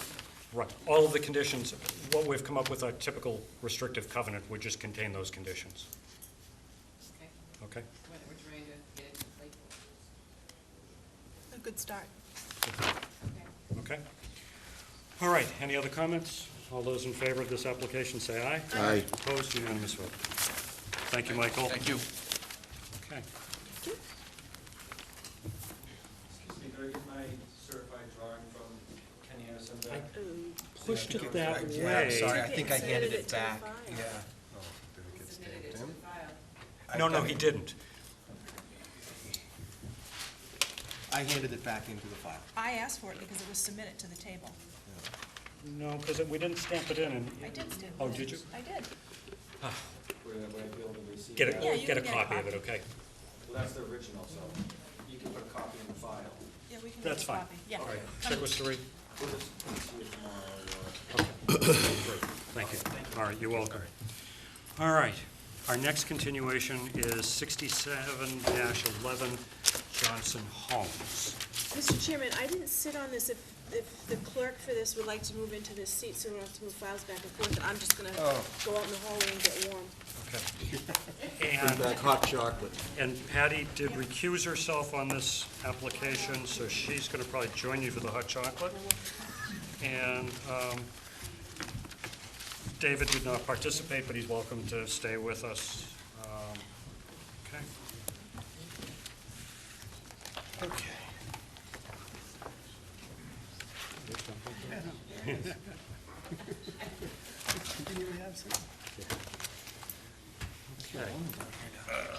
Just a couple of things to bring everyone up to date. I see most familiar faces on this hearing. Is there anyone that would like me to review the hearing rules of process that hasn't been here before? If they would, I'd certainly be glad to do it. But certainly, if anyone has new come in, I urge you to respect each other and show courtesy, as we have identified those people who would like to speak. If anyone does have an electronic device, telephone, if they kindly silence it now. A quick comment about any further public testimony. There was a question asked last week, and this was continued from last Thursday, whether or not there'd be any further public testimony. And of course there will be, because this is a public hearing. But I would ask you kindly not to repeat any testimony from earlier hearings or each other this evening. So please restrict it to new evidence only for the board. And I know that many of you have reviewed the files this week, and those that have will note that there are copies of prior decisions from the zoning board that are in the file. Just so that we'll all be on the same page, we're not going to take any testimony on those decisions. Public testimony is related to the current plans. Any analyzing that will occur regarding prior decisions will be reserved to the board. Okay? So with that, Jeff, you had asked for the continuance, and I know that you have submitted some additional plans, so why don't you review things since last week? Good evening. For the record, my name is Jeff Nickerson from the firm Oppenheim & Nickerson here in town. I'm here with Tom Bunker from BSS Design, who's designed these plans, as well as Dave and Steve Johnson, the principals of Johnson Homes, the applicant. So since last week, we've had a revision and reduced the number of proposed dwelling units by 2. So we're requesting a total of 10 dwelling units at this point. The configuration has changed into 5 duplexes. I'll allow Tom to review the changes to the site plan. Just wanted to point that out right off the bat. This is a reduction of 2 units from the prior plan. And Jeff, again, I'm so sorry, it must be me, but I'm having a real hard time hearing you. No, it's not you. And so if you could, and even if you need to hold it, take it out of and hold it, I don't know how much help that will be, because it's more for FCTV, but Sure. thank Is you, this any better? Yes. much better, Okay. thank you. Sorry about that. So again, we're down to 10 units in this plan. From what I understood, the last hearing, there were 3 major concerns: adequacy of the means of pedestrian access to County Road from the residential portion of this project, whether the plan was satisfactory to the fire department in terms of emergency egress and ingress, and whether the front commercial portion of the lot should be counted or not counted in terms of calculating the density of residential dwelling units in this proposal. In response to the concern as to pedestrian access, we've added a pedestrian path behind buildings 1 and 2, as shown on the plan, which should alleviate any need to go through the parking area on the lower commercial portion of the plan. By email dated May 9th, Mike Small, Deputy Fire Chief, wrote to Suri. This is in the record. I'm just quoting it for the record this evening as well. The fire department is satisfied with the plan regarding access, turnaround space, etc., end quote. I understand that Mr. Small confirmed his approval of the plan with Suri as well this week. I'd like to now let Tom talk about some of the changes that have occurred to this plan. Then I'd very briefly like to summarize the project as a whole and the analysis as to the number of dwelling units, if I could. Please. Thank you. So, Tom Bunker.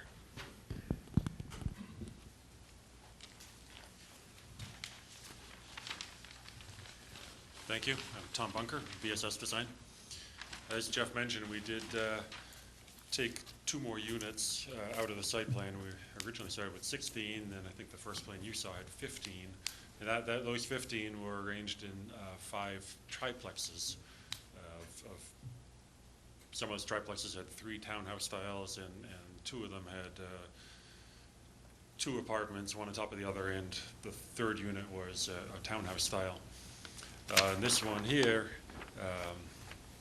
it's sort of the same layout as those original triplexes, but now they're duplexes, so we're down to 10 units. 3 of them are townhouse style.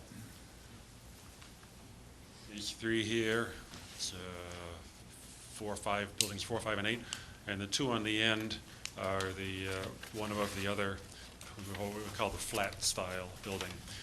And those are a little bit larger on the outside because they have to have the second means of egress, and it's outside stairways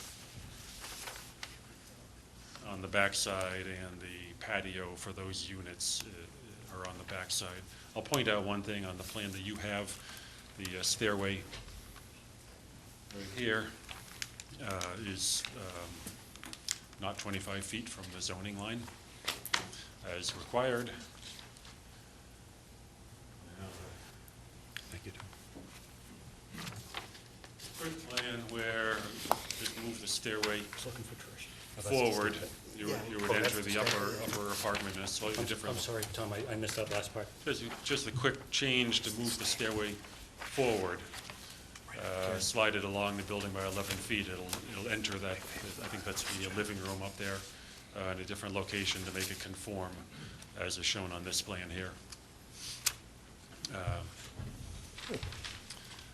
What we've done on the earlier plan, we had I think on that plan, we had a dumpster right in this location. Because the buildings got smaller, now we do have more room up top. We put the dumpster up here, and this is not a parking area. This is available for turnaround by emergency vehicles. And in the back, across here, there's another 10 feet or so beyond the parking and all up into that corner would be the reinforced turf, more space for if they have to turn vehicles. I don't think they, Mike Small didn't say he needed that, but we put that in there just in case they have to get something else in there and be able to turn it. So we do have, more turning area there. You notice this large loop on the walk. I extended the length of that walk. There was a comment, one of the other last comments from the engineering department 2 weeks ago was that he wasn't sure if there was proper handicap access all the way down to County Road. I'm not sure it's required in this type of thing because we're not required to have handicap units, but by lengthening this walkway and keep that walk to under 5% or not more than 5% as required by the Architectural Access Board. So we made that change, and that was put that in where the dumpster used to be, along with 2 less units. That's 4 fewer bedrooms, so the septic system got smaller. What had been across the back, we had a stone riprap wall to hold back that bank up against the Collins property, and now that's no longer required because that septic system is smaller. So it won't have that steep slope, and that can all be planted in there, and it's less grading up toward that property line back there. As Jeff said, we do have this other walkway. Previously, we showed stepping stones across here, or they would have to cross this driveway, but now there is space available behind the units. It'll be cleared out a little better. Lighting added along the walkway. Also added a handrail here, and on the site plan that is called out as a guardrail. This fence across the top here. A couple more safety factors in there. It's not on this plan, but as an extension of the existing sidewalk that comes through here, connect this walk with the sidewalk out along the road to get here by a crosswalk across here. I believe with the tactile pads, I have to talk with the engineering department if those tactile warning pads are warranted in this location, but if they are, we'll put them in, and a stop sign, we'll put up in this location also.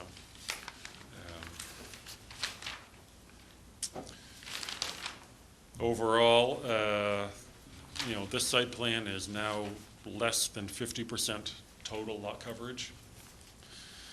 We're 49.76, where 65% is allowed, so we're 15% under the allowable lot coverage in this case. There was a reduction in, the size of the buildings reduced. We only reduced 2 parking spaces because on these last 2, which would be handicap accessible, we actually left there are 2 more parking spaces than are required, and those 2 are what would be called the handicap spots there. So there is a little bit of extra built-in parking for guests in there, and of course guests during the off hours can park in the lower parking lot too.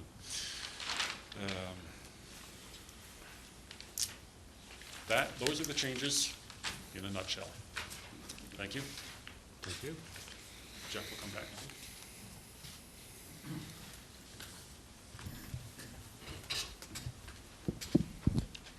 Okay, I'll try again to be very brief. I know you guys have listened to a lot of testimony on this. This application is under 240-51A5, which would permit 6 units per acre. The totality of this site is 2.61 acres when these 2 lots are combined, and their combination is a condition of the site plan approval through a approval not required plan. Based on 2.61 acres, that would be a density of 3.8 units per acre. As Tom mentioned, when we started off, we were at 16 units. Based on feedback, we went to 15. Based on feedback as the density, down to 12.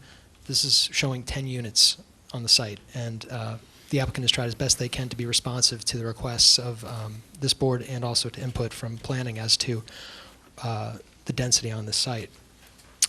I would point out that the zoning bylaw doesn't call for a reduction in the number of residential units on a commercial property if there's an existing or proposed commercial use. The 2 uses can be concurrent. There's nothing in 240-51A5 that has any sort of a factor or calculator for discounting the number of potential residential units based on a commercial use on the property. And based on that, I feel as though this site plan is as responsive as it can be to the number of dwelling units and really trying to be responsive to the board. I point out that with respect to whether or not the front area should be discounted in calculating the number of units, where there's no provision for that in the zoning bylaw, I don't think that the board should feel as though it's in a position of having to essentially create a formula as to what would be an appropriate reduction based on the use. The zoning bylaw is specific as to the number of units permitted per acre, and based on the 2.61 acre site, we're at 3.8 units in light of the fact that the zoning bylaw permits 6 units per acre. Again, the applicant, I think, has tried very hard to work with the fire department to come up with a plan that alleviates any concerns that might relate to access.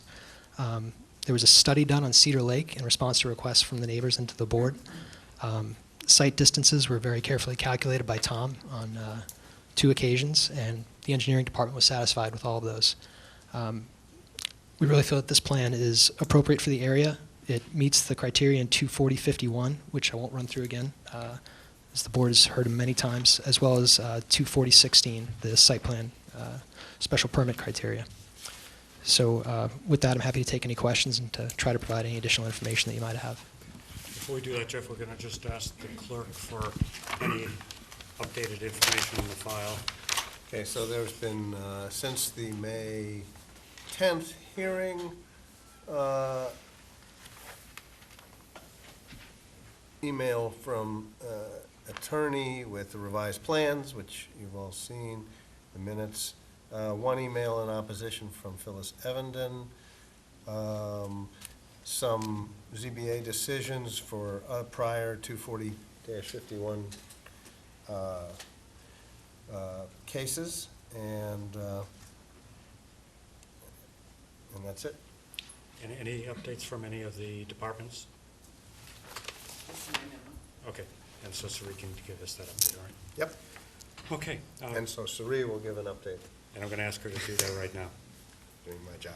It's the update from Mike Small. I had a comment with Deputy Chief Mike Small from the Fire Department.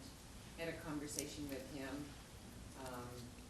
regarding the revisions but the board felt may have been lack of information from him. We talked briefly about it. He has no concerns with emergency access, or safety, and basically that's it. I think that's exactly. And that is based on this most recent plan? I spoke with him yesterday afternoon. Right, thank you. Okay. Question, oh, and I apologize, I didn't mention this before. The folks that are voting on this, there are only 4 of us. It's Scott, Ken, myself, and Dennis. Okay? So with that, Scott, do you want to, any questions? No, thank you. Ken, any questions? So, you mentioned 4 fewer bedrooms, 2 fewer parking spaces. The decrease in lot coverage by structures and in total lot coverage compared to the prior plan, if you could just, because I don't. Sure. And if I could just piggyback on that, the prior plan, the current proposal, and what's allowed. Sure. Okay? What's allowed in total by structures and paving is 65%. What's allowed by structures alone, I believe, is 25. What's currently proposed, 25, Jeff? I'm sorry, it's 30, my apologies. On this plan, structures is 16.44%, structures and paving is 49.75. And the last proposal. And in the last proposal, Yeah, structure's down 250 square feet. No, we're looking at the lot coverage. Well, just, if you could, what was, in the last proposal that you had before us last week, I think it was the 10th. Percentage or square feet? Percentage. Percentage, so we're comparing apples to apples. Structures just, the new structures went down just 0.22%. So it was 16.66, yes. thank you. And the total? And the driveways, the paving, driveway paving all went down 0.52, so it's a total reduction of 0.74. So it would have been 50.05, thank you, sir. Okay. Sorry, Jim. I think 50. No, that's okay. 50.50. So really a very small, even though you've gone from, dropped 2 units, very small reduction in terms of the size of the structures themselves. Yeah, I would say a small reduction in the actual lot coverage, yes. Part of it is because I only dropped 2 parking spaces. I did, rather than dropping 4 parking spaces. Right. So But are the the units must be larger. units got slightly larger. Are they, one of the points you raised early on was that this would be moderately priced. Is the pricing still? I don't feel that the increase in square footage is anything that necessarily, create these units being in a different market than they were in previously. Okay. That's my question. Okay, Dennis? I don't have any questions. Okay. I have a couple. If I could start with Tom. Tom,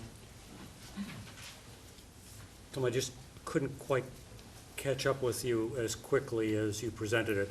At the driveway entering into County Road, what is that proposal? Because it wasn't on the plan that we... It's not on the plan, but we put a painted crosswalk. A painted crosswalk. And I was talking about the tactile pads. In one time, the engineering department said that tactile pads, the yellow pads, are not appropriate just for crossing a driveway. This, I think, was actually when we did the Dunkin' Donuts in East Falmouth. I'd have to check with them and see. I mean, if they're okay with putting those tactile pads in across, a driveway, and if that's what you want, we'll put that in. But it's basically for a crosswalk across the driveway and a stop sign, stop line, stop sign, at this location. Okay. Engineering, when we last got together last week, there had been your response to Scott's letter from engineering, And I asked the question whether or not he was satisfied with your responses. There was, I think Sari sent me a copy of an email that he was satisfied. And actually, this, oh,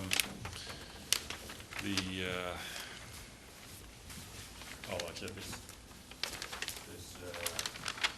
accessible route to County Road was probably the only thing that I hadn't addressed on the previous plan, and that's on here now. You were going to check into phosphorus removal, phosphorus reduction? I think I asked if there is a system out there. You said you'd check.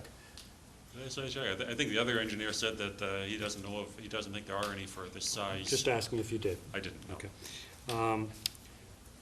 Do we have any architecturals of these new, there's nothing that's been a duplex submitted to us yet, so we don't have floor plans or architecturals? Or do we?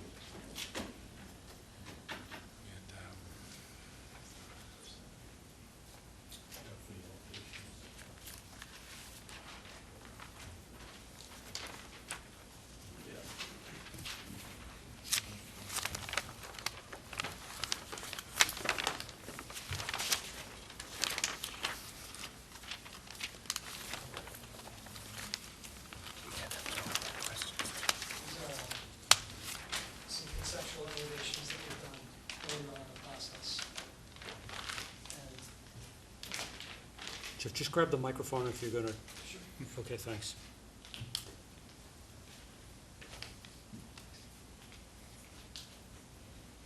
Sorry.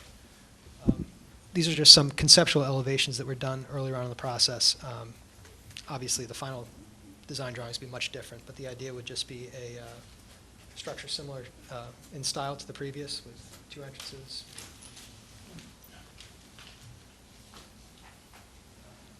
Typical, generally, of a duplex design. And that's for 3 of the structures, Jeff? And then there would be a different design for the 2? Right. Okay, and it'd be similar to the flats that, okay. And the bedroom configuration, I mean, other than it being a bit larger, it's still 2 bedrooms and. Correct. Okay. Handicap parking. Now that there's, I don't really care who answers, now that there's been a reduction in number of units and 2 extra spaces, is it still your intent to not have dedicated handicap parking unless somebody rents that does need that parking? They could certainly be marked as designated handicap spots. There's certainly enough other parking at the site that would not be handicapped, that it meets the parking requirements. Yeah, I'm just asking, I'm not making a recommendation, because once you put handicap parking there, you know somebody who doesn't have a handicap plate or a placard can't park there. Sure. And subject to fines, et cetera. So I was just asking that question. Okay, and that's all of the questions I have on this. I'm sorry, was there something else? No. Okay, all right. Serena, questions? One follow-up. Yep. So regarding the architectural, the elevations, the height of the structures, it will also be comparable to what you were proposing before? There's no... Right, they would be no higher than the previous. No higher, but there wouldn't be any lower. You know, it's certainly would be well within the zoning bylaws. What did you say? I'm sorry, it would be within what's permitted by the zoning bylaws, as have all the plans that we've presented. Okay. All right, anything else? Okay, we're going to go to public testimony. Thank you, gentlemen. And again, we're going to start with those that are opposed to this application as it has been revised. And again, I'd ask that we could keep the repetitiveness out of it. So is there anyone that'd like to speak in opposition? Yes, sir. And if you could identify yourself and your address for us. Good evening. My name is Paul Gallagher, 16 Brainerd Road, North Falmouth. My concern is with I know I would consider a loophole how they, it's 6 per acre and they're not counting the original building. So I'm concerned about the density still, because with DEP, DEP under present regulations would be about proper for the site at 2.5 acres is the present use with about 11,000 square foot building. With DEP Section 310 CMR Section 15.214, under nitrogen loading limitation, states that no new construction shall be designed to receive or shall more than 440 gallons of design flow per day per acre. So this means at 20 bedrooms, that would need to be 5 acres. So at 2.5 acres plus the building there, my concern is that with nitrogen loading, there was a study done on Cedar Lake, but, there's an outflow pipe that's huge, and it goes down into Rance Canal where I live. I live 2 houses up from the outflow pipe. And, right now all the clam beds are always closed every summer. And, I just don't think enough has been considered about nitrogen loading, groundwater. We live in a very precious area with groundwater. So, concerned about density. I think what's there now is fine. I think it's suitable. DEP says it's fine, and anything above that, I'm just not sure that we can handle it. So thank you. There might be a couple of questions. Okay, yeah, I would love to know about the outflow pipe from Cedar Lake into Rance Canal. We might have a couple of questions for you. Oh, I'm sorry. Okay. Okay. Any questions? No. I wanted to understand those regs that you were mentioning. Yeah, this is DEP. Right, but what are they? Relative to bedroom counts. Regulations for residential? septic, for residential, for Title V. Okay, all right. I'm a, thank you. I'm a. Okay, I got the answer to that, thank you. And, okay, that's all the question I had, thank you. Okay. All right. Thank you. Who else is in opposition? Yes, sir. Mr. Chairman, my name is Neil Martin. I live at 69 Pequasset Avenue in Magansett. I'm a registered architect.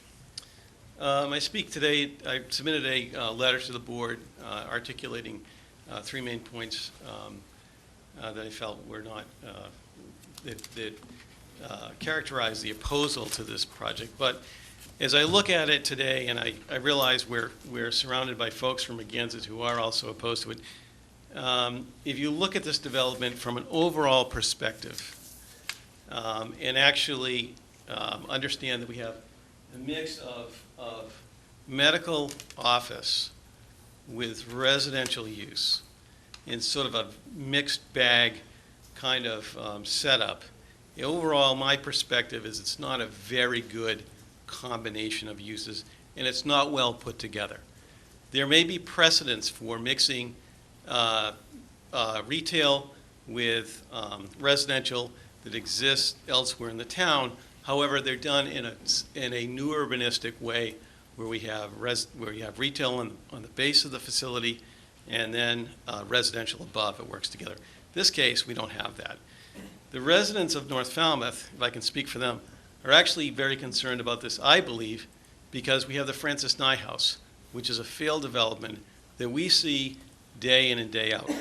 Here again, we have another residential development where we have residences in the back, tucked behind the street level. It just doesn't work, and it really doesn't come together to sing in the right way. Even if the development folks reduce the number of units here, it's pretty clear to me that it just doesn't come together in a very active and positive way for the community. Thank you. Thank you, Mr. Martin. Yes, ma'am.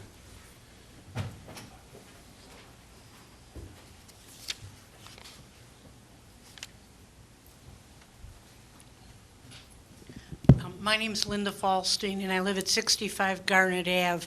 I've been to the previous hearing, so I'm aware of what's been testified, but I haven't spoken before. And there's just a couple of issues.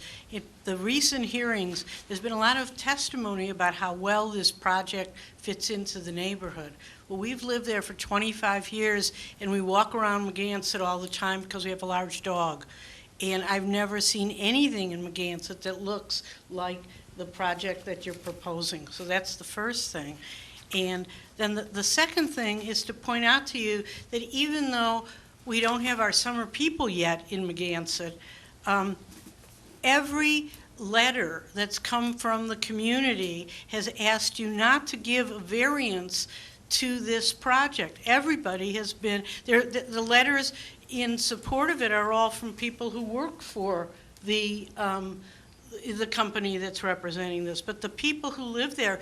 And this is before most of the people even come back.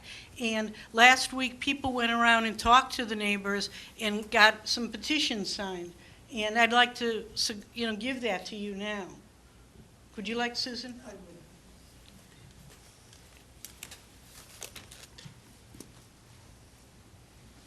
Susan Bauer, 82 County Road. Okay, hold on just a second, Ms. Barr, because I'm the one who controls the meeting. Yes, Have you finished your comments? The only other Because thing is this issue about how many units and whether or not you count the buildings in the front. I think at the meeting last week, most of us were very comfortable with the assessment that people on the board made, thinking that at most 8 would fall within what's really appropriate, and that was the same size ones that had been originally proposed. So now with larger ones. My recollection of the last meeting was that the board seemed to be equally split. Oh, yeah, it was equally split, but there was some discussion about suggesting, and I just want to share with you that a lot of us, when we left, felt pretty comfortable with 8, if it was the same size. So I just want to say that. Okay, thank you. I assume you're also opposed?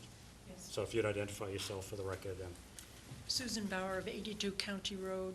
I just want to reinforce the idea that many people in the Cedar Lake and Magansett and North Falmouth area are opposed. Several of us took time off from our jobs and went around in concentric rings around Cedar Lake and have for you 88 signatures, which I would like to give to the record. It's a very informal survey, but it just says that these people oppose the project to build 12 rental units, and as you've pointed out, although it's been reduced to 10, the overall reduction in density is less than 1%. So I would just like to, I could read it into the record. No, that I won't let you do, thank you. One of the things I just want to comment for everyone. This board is not a political board. The number of times somebody says something, or the loud way you say it, not that everyone has, doesn't make a difference. We're gathering evidence. So, it's nice to have that. It does reflect on the 12-unit proposal. This is a 10-unit proposal. So I really would encourage you so that we can gather as much evidence. We'll have a discussion as we did last time, that you're all very familiar with the way we do things. So is there new information? We know that the folks here are going to be opposed, but we need new evidence if you want us to consider it. New evidence, yes, ma'am. Oh, I apologize, Susan. Not of Susan, but the one before that. Susan kind of jumped in. I so apologize. Linda, there was a question from a board member that I forgot to allow questions from the board, so. Hi, Linda. Thanks for coming out tonight. You testified that you and others would be comfortable with 8 units. And I'm just wondering how you arrive at comfortable with 8, but dead opposed to 10. I'm wondering if there's a zoning reason, specifically a zoning reason why. Well, it seems to me that all of these are being built on the 1.1 acre, and according to what I've heard, it sounds like you're allowed to put 6 on 1 acre. So it's a little more than 1 acre, and even though there are the 3 buildings in the front, I thought people last time said something about it wasn't completely, all the space wasn't used, which would make it possible to maybe put another 1 or 2 beyond the 6 that were allowed. But I can't really say that we didn't really take a vote on that. I'm just telling you that there was just a general sense that certainly all the numbers that have been proposed, 16, 15, 12, and now even 10, seems that people are opposed to there any reason why you should give a variance beyond what seems to be allowed by the law. Their proposal for a variance. Right, and I let that slide Yeah. because I think a lot of people may consider a variance or a special permit the same. There is no variance before us. I'm sure you meant special permit. Oh, I'm sorry. Right. Okay, all right, thank you very much for your time. Okay. All right, yes, ma'am. My name is Emily Ferguson. I live on 308 Old Main Road, which is behind 304. 304 was owned by George Ballantyne, and his family grew up there. I'm an abutter.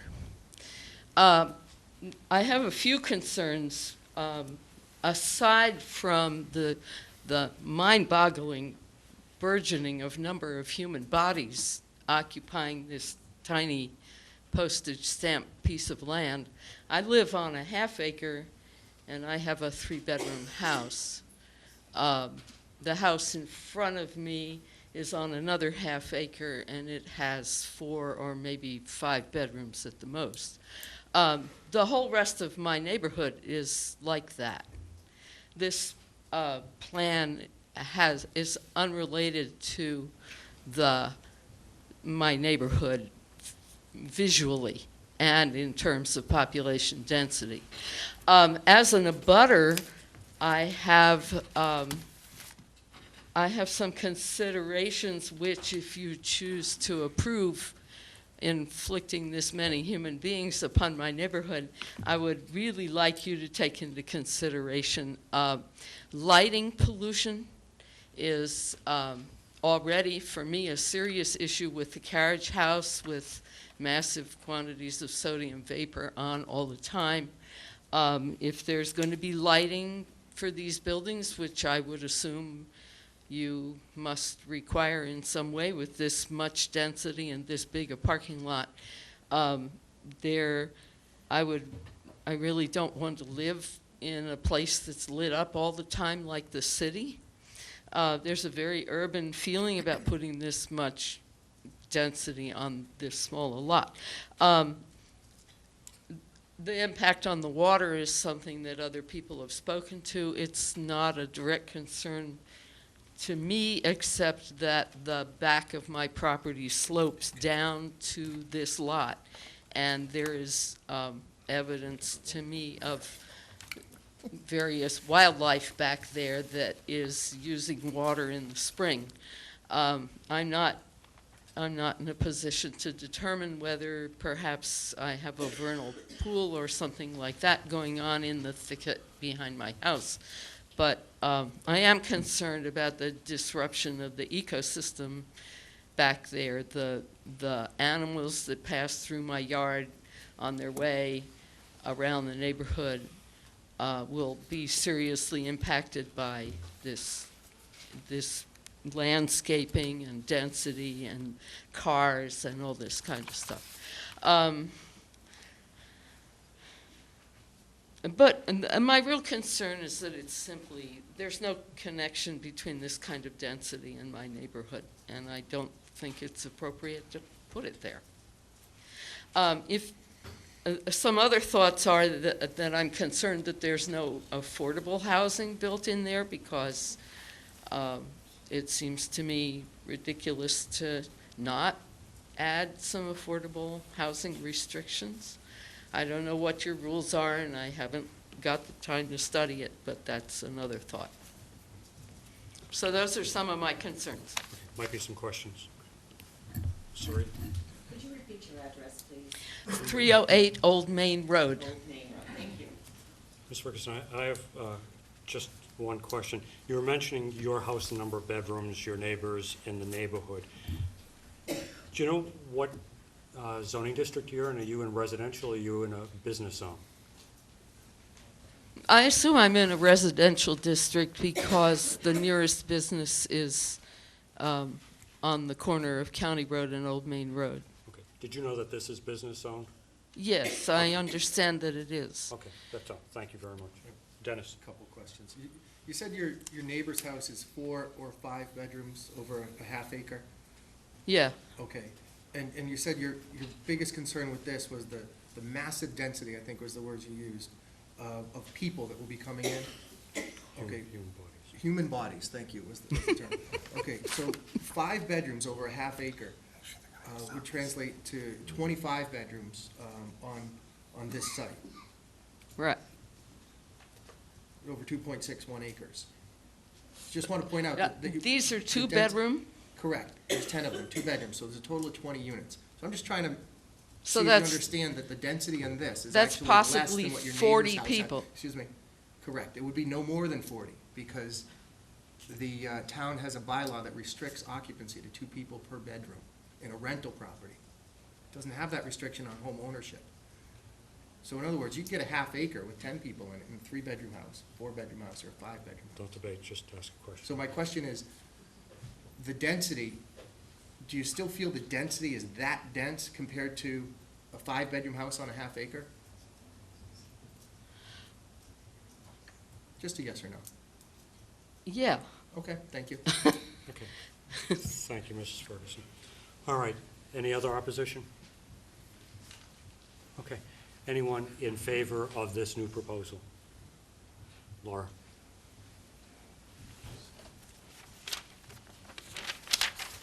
For the record, Laura Moynihan, I'm an attorney. I represent the property owner. I've spoken before, so just a couple quick points. Obviously, the owner is in favor of this proposal. As you know, he has tried to look at commercial uses of the property, and there is not a market for the medical offices. This is a mixed-use neighborhood. I think we have to keep that in mind. You've heard testimony tonight about how this isn't in character with our neighborhood. It's a high density. If you look at the GIS map for the McGansett, as Mr. Murphy pointed out, you have very small lots. You have a high density neighborhood. You've got the auto repair shop up the street. You've got a nursing home in the neighborhood. You've got businesses at the corner of County Road and Old Main Road. So this is a mixed-use neighborhood, and I think that's really important here. Also, I just want to point out the gentleman who testified about the DEP bedroom limitation of 440 gallons per acre. That only applies in a zone 2 of public water supply, just for the record. That would not apply here. Thank you. Okay. Anything else, Sari? No. Board members? All right, we'll do what we did last time. We'll have some discussion on these new plans and see where this brings us. Dennis, you want to start? Sure. Thank you. I want to thank the applicant for listening to the concerns of the board and of the abutters and neighbors. Specifically, a neighbor had a big complaint in the last hearing or the one before that about the riprap in the back. The applicant's no longer proposing to do that riprap. Neighbors seem concerned about the safety, as did board members. The applicant has added a sidewalk that no longer goes anywhere near the parking lot of the commercial aspect. Another concern was the fire department's access and ease of being able to turn around. The applicant put in a second turnaround area when they testified that the fire department was okay with the original one, so now we have an extra one there. I think if they were okay with one, they're going to be thrilled with two. I believe the size of the units, to be incidental, if they're going to be, they are going to be a little bit bigger than the ones we saw in our plans, but those were not McMansions in any stretch of the imagination. They're small units. We do have a reduction of 4 bedrooms, so it is less dense. Smaller septic is therefore needed, better for the overall water quality than what was proposed last time.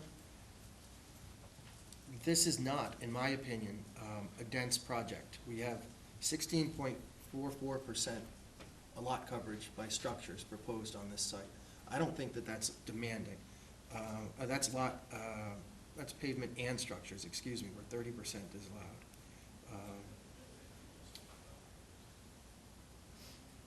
One of the concerns I had was the sidewalk. They added a curb cut on the sidewalk.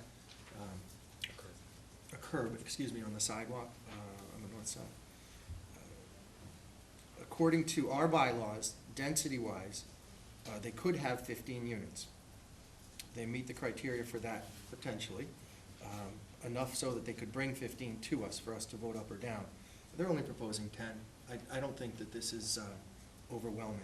And we do follow our bylaw. If we don't like our bylaw, let's propose a change to it to specify how commercial properties should be viewed on these sites. But right now, our bylaw is silent on that. We have, this board has approved projects in the past with commercial projects in them.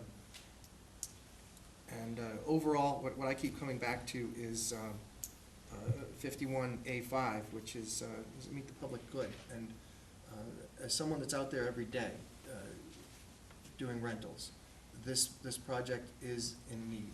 And North Falmouth specifically needs housing like this. The overall town needs housing like this. So thank you for indulging me, and that's my case for why I'm going to vote in favor of this project. All right. Ken? Well, I think it's substantially improved. I appreciate that they've reduced the 2 units. The only thing that really bothers me is they managed to reduce the units without really reducing the size of the structures and the lot coverage substantially. But on balance, at this point, unless Matt can persuade me otherwise, I'm going to be in favor. Scott? I mean, every time we have a project that has opposition, we have people from that community say that it's not going to be in standing with their community. It just so happens to be North Falmouth this time. I think that they're well put together, and the applicant has made great efforts to appease this board. And I would be inclined to approve this if we go to a vote. Okay. As I think most of you know, I'll probably be a little bit more analytical, so I'll ask you to bear with me. Not only were there 3 things that we raised at the last time when we came down to this, but there's been at least another one that I want to touch upon. One of the issues was pedestrian safety, and I must say, this plan goes so much further in terms of pedestrian safety, particularly with what we didn't see in terms of what's happening at the entrance to County Road with the stop sign, the tactile pads, because coming out of that, in order to get to the park, which was part of the testimony, there isn't a sidewalk that goes, as you come out of the driveway, to the right. So somebody walking really has to go left, then cross to the sidewalk on the other side. So I think the internal walkways and the driveway, coupled with the driveway change last time in terms of the change of the loading dock, the handicap parking space, and the islands, to me satisfies the pedestrian safety. I think the further rigorous conversation with the fire department and the changes on this plan also satisfy me on that. Something that none of you talked about, and we didn't last time because I think we got to the point that there was, it was really clear that there was a split, was the issue of septic disposal. And this is not in a coastal pond overlay district. So really, in order for us to look at the adequacy of septic removal under 240-216, we look to the Board of Health. And I think one of the things that persuaded me, we did have the Woods Hole Group information, but the question that Ken had asked about the comparison of flows, because I still think we have to remember that this is a B3 zone. And by right, there could be commercial construction, and the flow is dramatically reduced by going into residential development. In terms of nitrogen mitigation, again, it's not in our bylaw to require that. Certainly an applicant can do that, but in many ways it'll come back to the density. But one final thing on the septic that Tom said he had no information. Sari did check with our health agent who said he was unaware of any. And another engineer. Right, and another engineer. Not aware of any systems that are designed to remove phosphorus, which would be more of the impact on Cedar Lake. All right, the density issue is the big one. I would expect the applicant to say, interpret the bylaw in favor of this. And I would expect those that would be opposed to say, interpret the bylaw in the other direction. The reality is, the bylaw is silent. It doesn't give us any guidance whatsoever. Now, there's a total of 12 prior decisions. Some were identified by the applicant, and some I'd asked Sari to look as well. And so the combination of the zoning administrator and the applicant, there were 12 prior decisions of this board. Now, the applicant originally asked us to look at certain of those prior decisions to demonstrate that the board had previously approved a higher density in certain developments than when compared to the Johnson Homes proposal. And I have to tell you that I find none of the prior cases persuasive in that regard whatsoever. That is why we treat each application on its own because of different circumstances. So to use them for the purpose that we were asked to do in terms of the density, I don't think is valuable. Rather than for the purpose requested, I will tell you all that I reviewed not only all of those decisions, but the minutes related to those decisions as well to see where the board came to on this. So I don't see them as much value in terms of the density, but I looked at it from the point of view of, has the board ever separated developed and undeveloped land for the purpose of calculating the density? And I think it's important when you look at those cases that it's important to note that 9 of those 12 cases were based upon other sections of the bylaw in conjunction with 240-51A, Section 5, not 51A, Section 5 alone. And so some of those bylaw sections were, for example, 243C, that allow somebody to extend, alter, or change pre-existing non-conforming structures or uses. So in 9 of those cases, or many of those cases, not all 9 of them necessarily, or they might have been, were pre-existing non-conforming that gave the right to extend, alter, et cetera, with the consideration of this section. Another portion of the bylaw that was implicated is Section 240, the business redevelopment, which allows for a higher density and as a trade-off, as an encouragement for certain development alterations. That's also not in this case here. So it comes down to 3 cases that I looked at that were determined exclusively under 240-51A5, this section. 2 of those cases were actually conversions. They converted commercial space. Could you say which ones those were? I could, with Cerie's help. Merchants Wharf. Merchants Wharf and Clausen's on Worcester Court. Yes, excuse me, yes, Okay. Worcester Court. Those were conversion, strictly 240-51A5, and they were conversions from all commercial units down to some residential units and some commercial units. Okay. Neither of those had an expansion of a structure or new structures involved. So I think it's clearly demonstrated when you look at these cases that the whole point, I think this board has always said, that you look at case by case. There is no one that's exactly alike this or each other, and therefore creates, in my view, no precedence.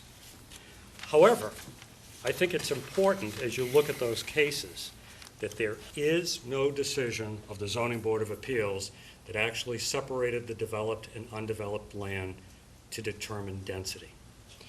So it comes down to the fact that, as in any special permit, this board has to consider the adequacy, the suitability of the site, as well as any other performance standards, and how we determine the 6 per acre. And, you know, at some point, we're going to talk about things that we'd like to recommend to the planning board. This is certainly one of them to get better guidance out of this bylaw. But this bylaw gives no guidance. But this is where I come down on, without that guidance, I look at it. Again, I'm comparing to the possibility that this will be one lot. And I think, let's not fool ourselves. This is not a lot with another new lot coming into it. This was one lot that will happen, 2.61 acres. It could be a number of commercial enterprises that go in there by right without any change here. But this is the way I finally came down to the calculation of it. If we look at, with this particular proposal, and I probably didn't see it until I saw this proposal, There are currently 5 units of commercial enterprises in the front portion of this one lot.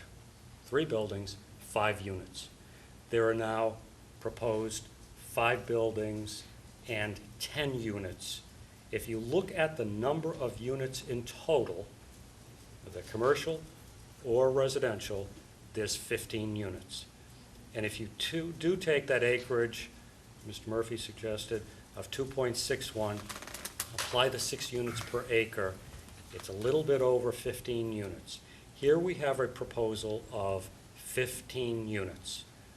Mixed use is allowed under the bylaw.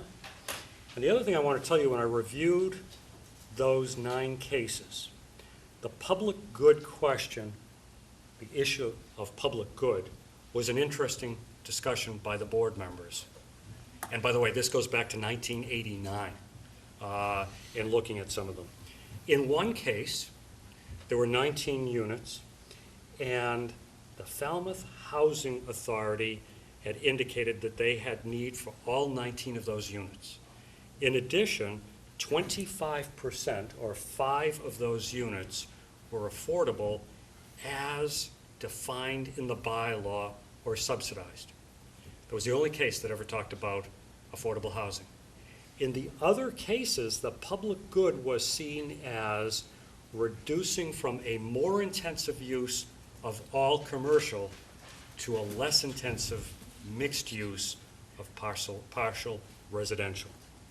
So I guess my conclusion after the time I spent reviewing all of those, and I came up with, I didn't necessarily focus on just because those decisions where the density should be greater, but really how the interpretation of 51A5 was applied. I think this application is appropriate. So, any further reaction from the board? This will set precedents too, though. Well, I did the same. I had asked last, sorry. Scott said this will set precedents. Is that what you said? I wasn't sure. For future. As far as I'm concerned, it still doesn't. I think it's still saying, the point of what I was saying is that there is no guidance in the bylaw, and each case has been so extremely different. And the discussions, what I will tell you, of those 9 cases, this is the first time that a board went so thoroughly into that bylaw, which again, we'll look at. Sarit, did you want to? No, you make a finding, what your belief is. Right, right. Either way. Right, you learn but it. it's no more of a precedence than anything else. Okay.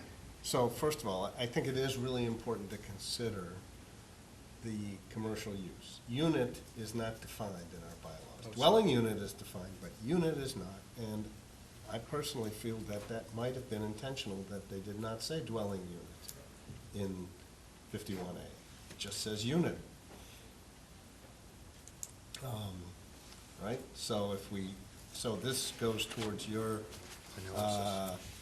calculation, which I completely agree with. 5 units, 5 owners in the front lot, and the remaining 10. And I didn't give you a chance, but one of the things that I meant to mention is that one of the things I would be very concerned about, and I think if the board is inclined to approve this, is to make sure that it stays those 5 units, because oftentimes we won't see what happens on the inside, but I think it would be very important that if there were going to be more units, a couple of things would have to happen. It would have to be a full hearing before this board, or maybe there's a bylaw change, who knows? But I think it's critical that if we do this calculation and come, because we still haven't got to the suitability of the adequacy of it, although I think we have somewhat talked about it, but I think we need to protect this notion, which would be more of the precedence, the protection of the notion of how many units there are. Yeah. And I also, I didn't look at 12 of them, but I looked at 3 of them. And so, one was on town sewer, was, again, conversion of existing business space to residential, not adding new structures, new buildings. One involved a reduction in the number of bedrooms. And I think significantly, in the 3 cases I looked at, there was no public opposition. And while it's not a totally quantitative thing in the bylaw.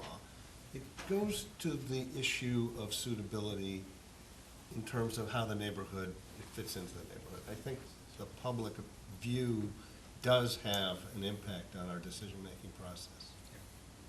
And clearly, in this case, there's a lot of public opposition. Thanks.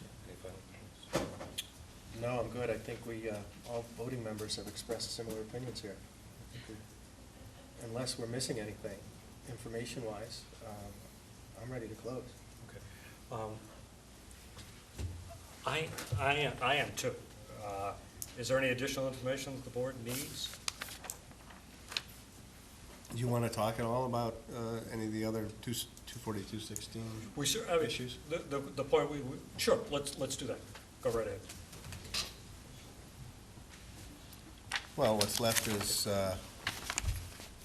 suitability of the site for the proposed use, and I think you've talked about the fact, and I concur that it could have been a more intensive business use, so it's certainly going to be suitable for reasonable density of residential use. Impact on traffic flow and safety, I think they've addressed with their changes. Impact on the neighborhood visual character might be one that,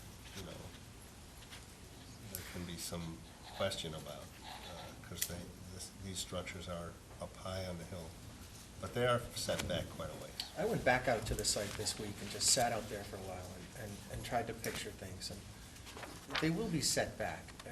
I don't really see how someone walking down that street is going to say, wow, those buildings are really ruining this road. It could be addressed with some significant landscaping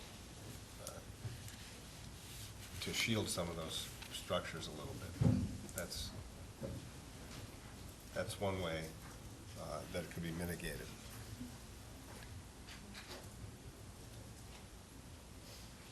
Effect on affordable housing, well, I don't think they've made a case one way or the other. They're not really creating dedicated affordable units.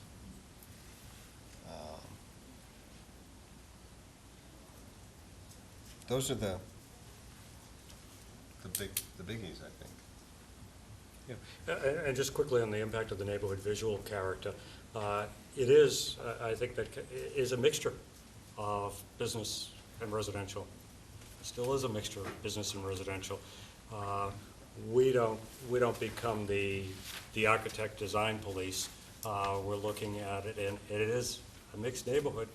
That particular area. I don't know if they fixed the roof on Noise Garage, but Noise Garage's roof is caving. I mean, it's not. We're not going to ask for caved-in roofs on this one. Well, I'm just saying. I mean, it is mixed. Yeah. All right. Any other discussion the board wants to? The only other thing is, I know they testified that the units will be similar. At some point, we're going to need to see what they'd look like. Well, one of the things, depending on where the board wants to go, if the board should close this evening, if it has enough information, I would strongly recommend a couple of things. That if we're inclined to do a positive, take positive action, that we ask the zoning administrator to draft a positive motion, because there's been a lot of information this board has shared, as well as the public, in terms of findings and in terms of conditions. And I also think because if we close, we have a draft, it'll have to come back to us. I really do think we need to see the architecturals that we haven't seen yet. I mean, we hear what they're saying.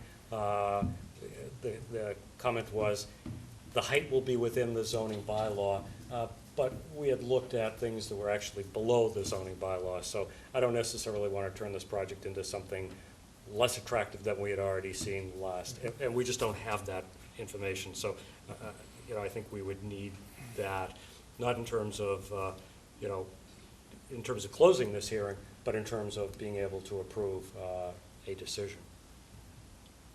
I agree with that. Yes, I agree with that too. And, at the same time, I mean, I see kind of a rough landscape plan there, but, it might be nice to have that fleshed out a little. But I understand why in particular, Well, didn't that have actually identification of plants on it? Yeah, I thought there was. I'm getting my files. Or even mixed up on close, we my could answer. ask.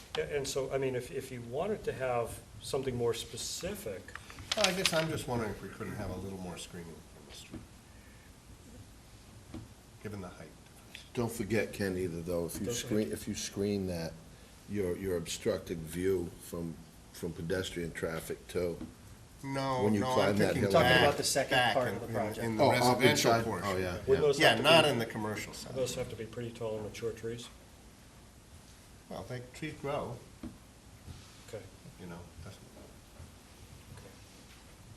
Well, what do you want to do on that? Because, I guess I'd like to hear what the applicant thinks. okay. Anything else? We're all sort of in the same? Jeff, do you want to address the landscaping, which is the item that was just brought up? Jeff, you're going to have to come up. Okay. We can certainly look into ways, I would say, to address the concern. I really can't hear him. I couldn't Sorry, hear. we it. can certainly look into ways to address the concern about landscaping, whether screening would be possible in the back portion. So it was really a request for screening landscaping. Yeah, he's got Right, it. right. And so are you suggesting that you would submit something else? Yes, in connection with the revised architecturals, we could Okay, have this okay. proposal. Is that something that you would need prior to closing this No. hearing? Okay. No. Okay. No. Yeah, I don't feel. No, I think we could close tonight, and I like your idea with that. Okay. All right. Anything else? Yes, sir. You're going to have to come up, okay?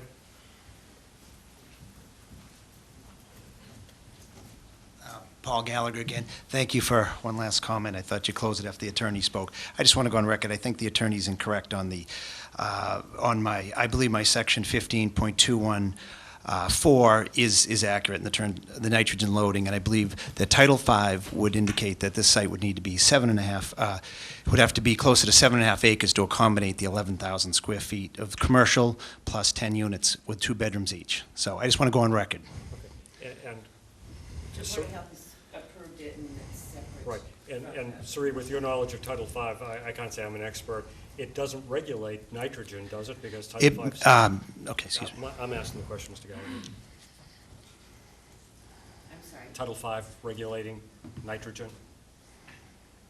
Does it actually regulate nitrogen No. removal? I didn't think so. Doesn't regulate nitrogen removal, no. Okay. Thank you for going on the record. Okay. Okay. Tom, you, go ahead. And just reiterate what Laura said about that Title V. It is only in what's been identified by the state as a nitrogen-sensitive area, which includes a Zone 2 public water supply. There are a private lot, or a lot with a private water well on the lot is subject to that restriction. And there are also some, none in Falmouth, but there are some nitrogen-sensitive abatements. There are some in Barnstable that are also subject to that restriction. But this is not. And this is not, okay. That's correct. All right. The board ready to close this hearing? All right, Mr. Foreman has made a Second. motion to close. Mr. Murphy has seconded. All those in favor of closing this hearing, say aye. Aye. Opposed, unanimous vote. All right, action by the board. I'm sorry. Mr. Foreman, Mr. Murphy. Thank you. You're welcome. Action. Motion to approve with conditions. Motion to, No, we're not going to do that. The motion is going to be. I'm sorry, motion to draft a positive decision. Let me rephrase that. Thank you. With conditions. Right. To also include updated landscaping plan and Architectural drawings, and floor plans. elevations, floor plans. Yep. Okay. So the motion is to request the zoning administrator to draft a positive motion with those conditions. And there was a second. yeah, I seconded Okay, it. there's a second on it. May I ask a question? Yes. I believe that is up May 23rd. You are not making a decision, so I will need a waiver if the applicant Right. is amenable to it, to extend the hearing process. The applicant is right here, so we could ask him that, given the pending nature of this motion. If you're not willing to, I suppose we could reconsider this. I'm not the applicant, but But I'm asking the applicant. Yeah, okay. And I think this board could finalize its action on the 21st of June. So, Well, before we say the 21st, Okay. I have a conflict with the 21st. Yeah. It just came up. So we're probably going to have to set another meeting because this can't be done in July, because I won't be on this board in July. So it has to happen before that. So I guess we're going to have to sit out with our calendars and come up with another date. okay. If we come up with another date, we can do it at 5 o'clock. We could. It doesn't even have to be on a Thursday. Mhm. Yeah. No, I have June 7th, June 14th. Doesn't matter to me. I will be, it's gonna be tough for me to get it done by the 7th. So we can't, is there a reason we can't do it, this month? It's tough to, there's a I lot can't of get work it done. involved. well, Yeah. the draft of this decision is not going to be a simple, follow-up to a decision. And Sri, I think you also have a commitment that takes you out of state, so it really means, So the 7th. the 7th, I think, I can get it done by the 7th. all right. I'll be back on the 29th of May. I'm not sure I'll be here on the 14th. Okay. So the 7th, is that? There's work 4 for of you us, so guys? it's really critical. Yes, it is. Right. Yeah. 7th, okay? And the time of it? I propose 5 o'clock. You've closed the hearing, so you really don't. Right. No, and I just need to remember that we have to vote this, so we haven't done it yet. How's 5 o'clock? Can it be 5:30? Yes? You were the one who wanted the grueling schedule. I know, but I have something else going on Okay. the 7th, and it might be hard for me to get here by 5. So 5:30 on The June 7th. 7th is what we're hoping for? Yep. Okay, so we have a motion to ask Sri to draft a positive motion with that additional information brought in. All those in favor say aye. Aye. Opposed, unanimous vote. Again, I wish to thank everyone for their participation in this. It made, I don't think it made the decision any easier, but it allowed us to come to, I think, a good decision. So thank you very much. Thank you. All right. Any more guidance for Serena on the Take a 5-minute break, but continue tonight's hearings till January, but too long. It's already 9:15? Yeah. Yeah. Well, let's take we're going to take a 5-minute break. Oh, wait, don't we have this one that's going to cancel? No, he's going to testify. All right, we're going to take a 5-minute break, and we will return with...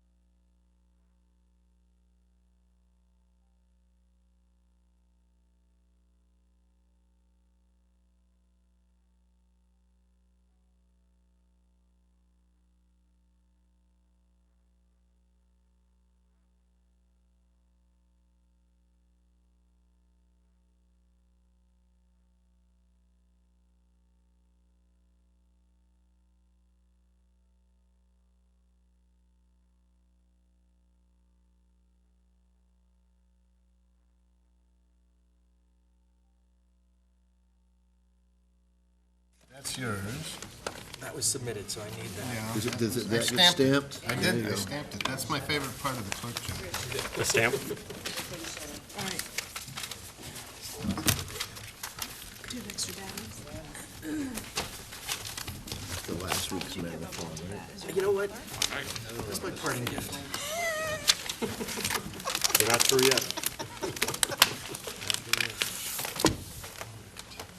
Is that Ken's?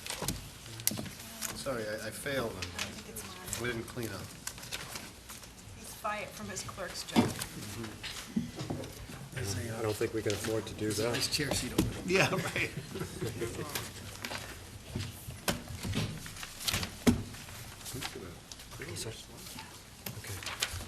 All right, we are back. First thing we need to do procedurally is that if we're going to continue with our two new hearings, we need to extend our time period past 9:30 for hearings.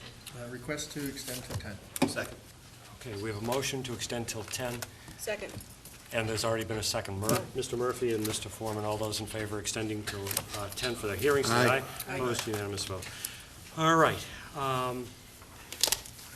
Yes, this is a new application, 33-12, for William H. Fender.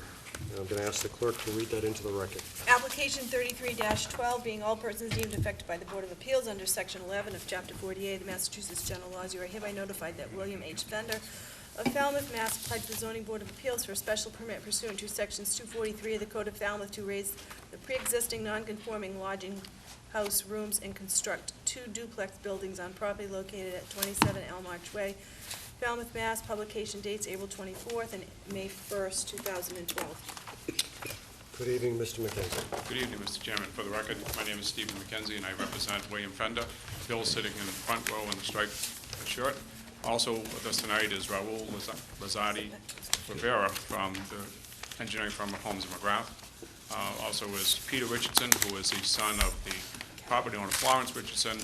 Peter also has a durable power of attorney over his mom, and Attorney Moynihan represents the Richardsons. So we're here today asking you under Section 240-3C for a special permit to raise a portion of the Elm Arch Inn. Let me give you a little background on the Elm Arch Inn. The Elm Arch Inn, this is Main Street in this way. You come up, there's the old inn, the pool, there's a bungalow in the back, and there's an annex. This is all part of one inn. The annex on this side has 8 sleeping rooms. The Elm Arch Inn predates the adoption of zoning in the town of Falmouth. Falmouth adopted zoning in April of 1926. It became effective in May of 1926. Just for background, there's a letter in your file, which was a rather unique letter that we found issued from the building commissioner in 1978 to the selectmen, which is a list of non-conforming establishments prior to 1926, and it says right on it, these do not need a hearing before the Board of Appeals. The very first one listed happens to be the Elm Arch Inn. So I'll submit this, but there is a copy already. I think we have it, so I don't, you want to give us another one? I have it, there's another one. Okay. Also, in further proof that the Elm Arch Inn predates zoning, I have a copy of a deed that's dated January 2nd, 1926, and was recorded at the Barnstable Registry of Deeds on January 9, 1926. And in the deed, I'm quoting a section that says, "The copyrighted name Elm Arch Inn and the goodwill of the hotel business heretofore conducted on the above premises wasn't included as part of the sale." So this is further evidence that the inn was in existence prior to the adoption of zoning in Falmouth.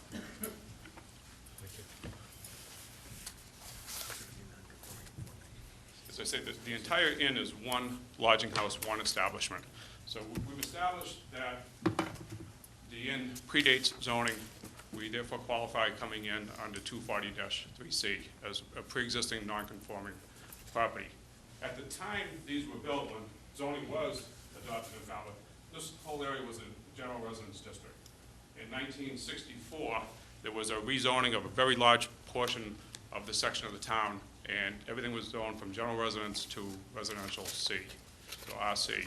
So again, we also have governmental activity, which caused another change, which would then render a commercial accommodation that was allowed at that time that predated, that couldn't operate in a residential district except without a special permit. So we have, not only do we predate zoning, but we have a governmental change that came in 1964.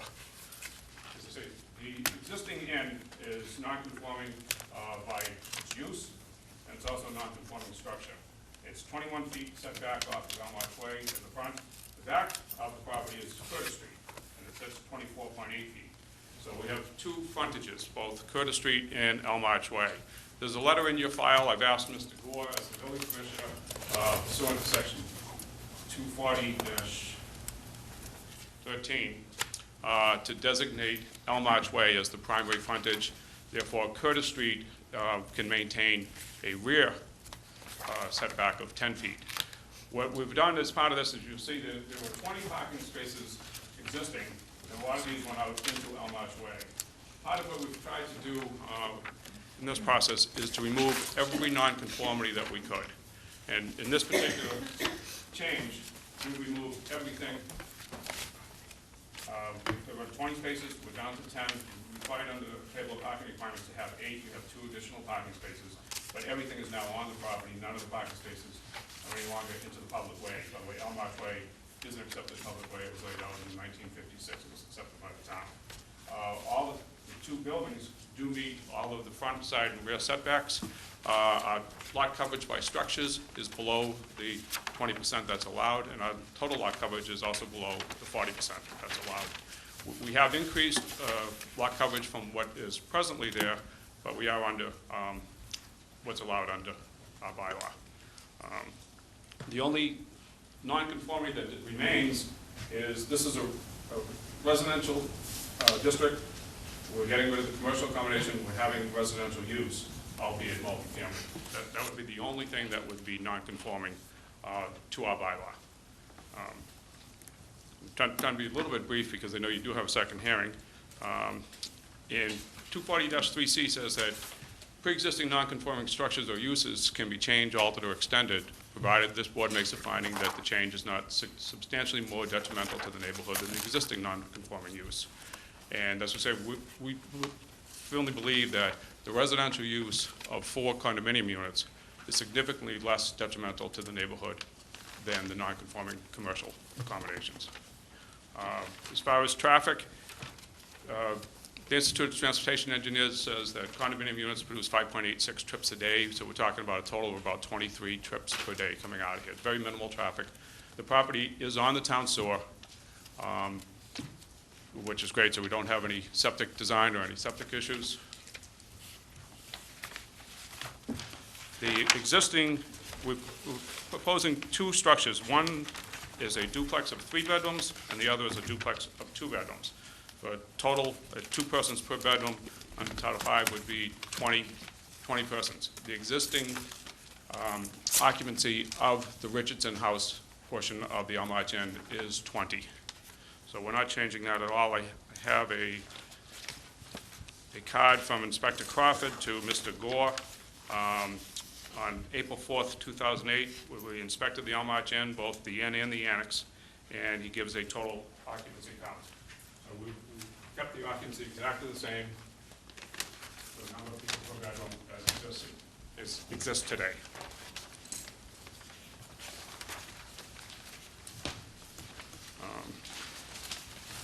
Raul's here to answer any engineering questions that you might have.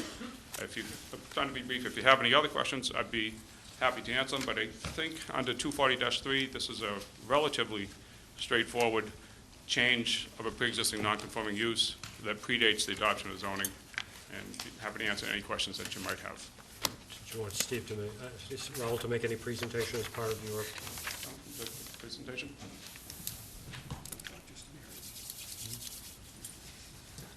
Raul Lizardi, engineer at Holmes & McGrath, representing the applicant. First of all, I'll just pass on some copies of the color plans. Thanks, Raul.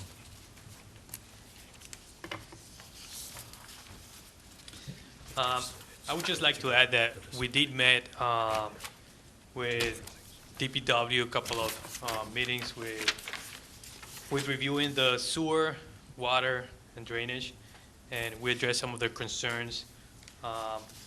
If there's any specifics in regards to the designs or the comments presented by DPW, I'll be happy to answer. But I believe we've addressed most of them, if not all, to the acceptance of the DPW. Thank you. Okay, thanks. We're going to just review our referrals from other departments and correspondence. Planning Board will begin a site plan review on the above project on April 24th, 2012. Natural Resources has no comment. Elm Archway is a public way. This is from engineering. Alterations that are proposed on the right-of-way fall in front of engineering. Contact them for any permits.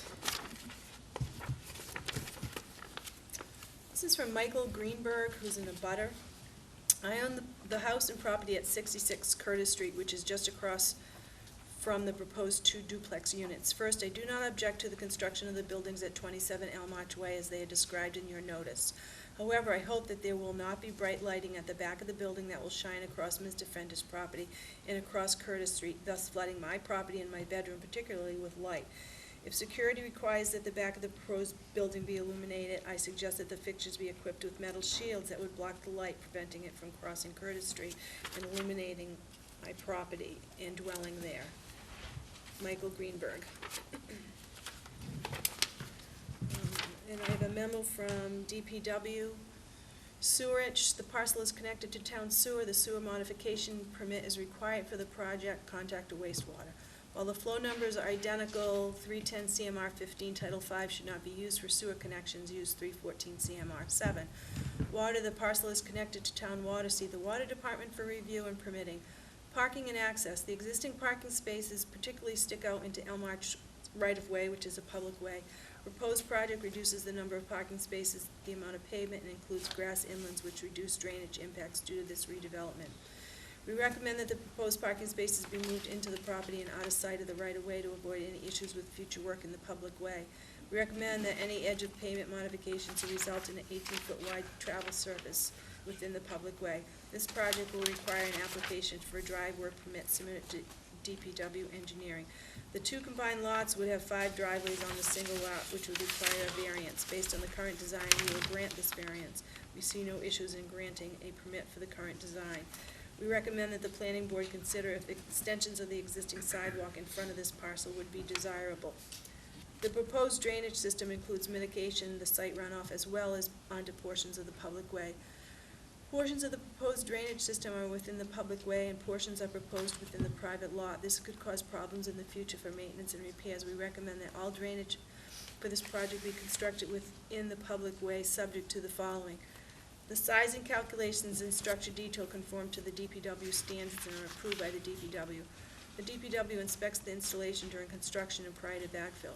If these conditions are met, the town of Falmouth will take full responsibility of the drainage system when complete. The current drainage calculations do not meet the town's standards. The C value should be 1 for impervious areas. Infiltration volume should not include the bottom area, only sides. 2 different stone bed widths are shown in the calculations. The detail sheet only shows 1. Deep sump catch basin should have sump depth equal to 4 times the inlet diameter with a minimum depth of 4 feet. No test pit data was provided. That's it. Okay. And it is the regular voting members. So we'll start with some questions. Mr. McKenzie. Scott? Hi, I got a couple questions for Raul, please.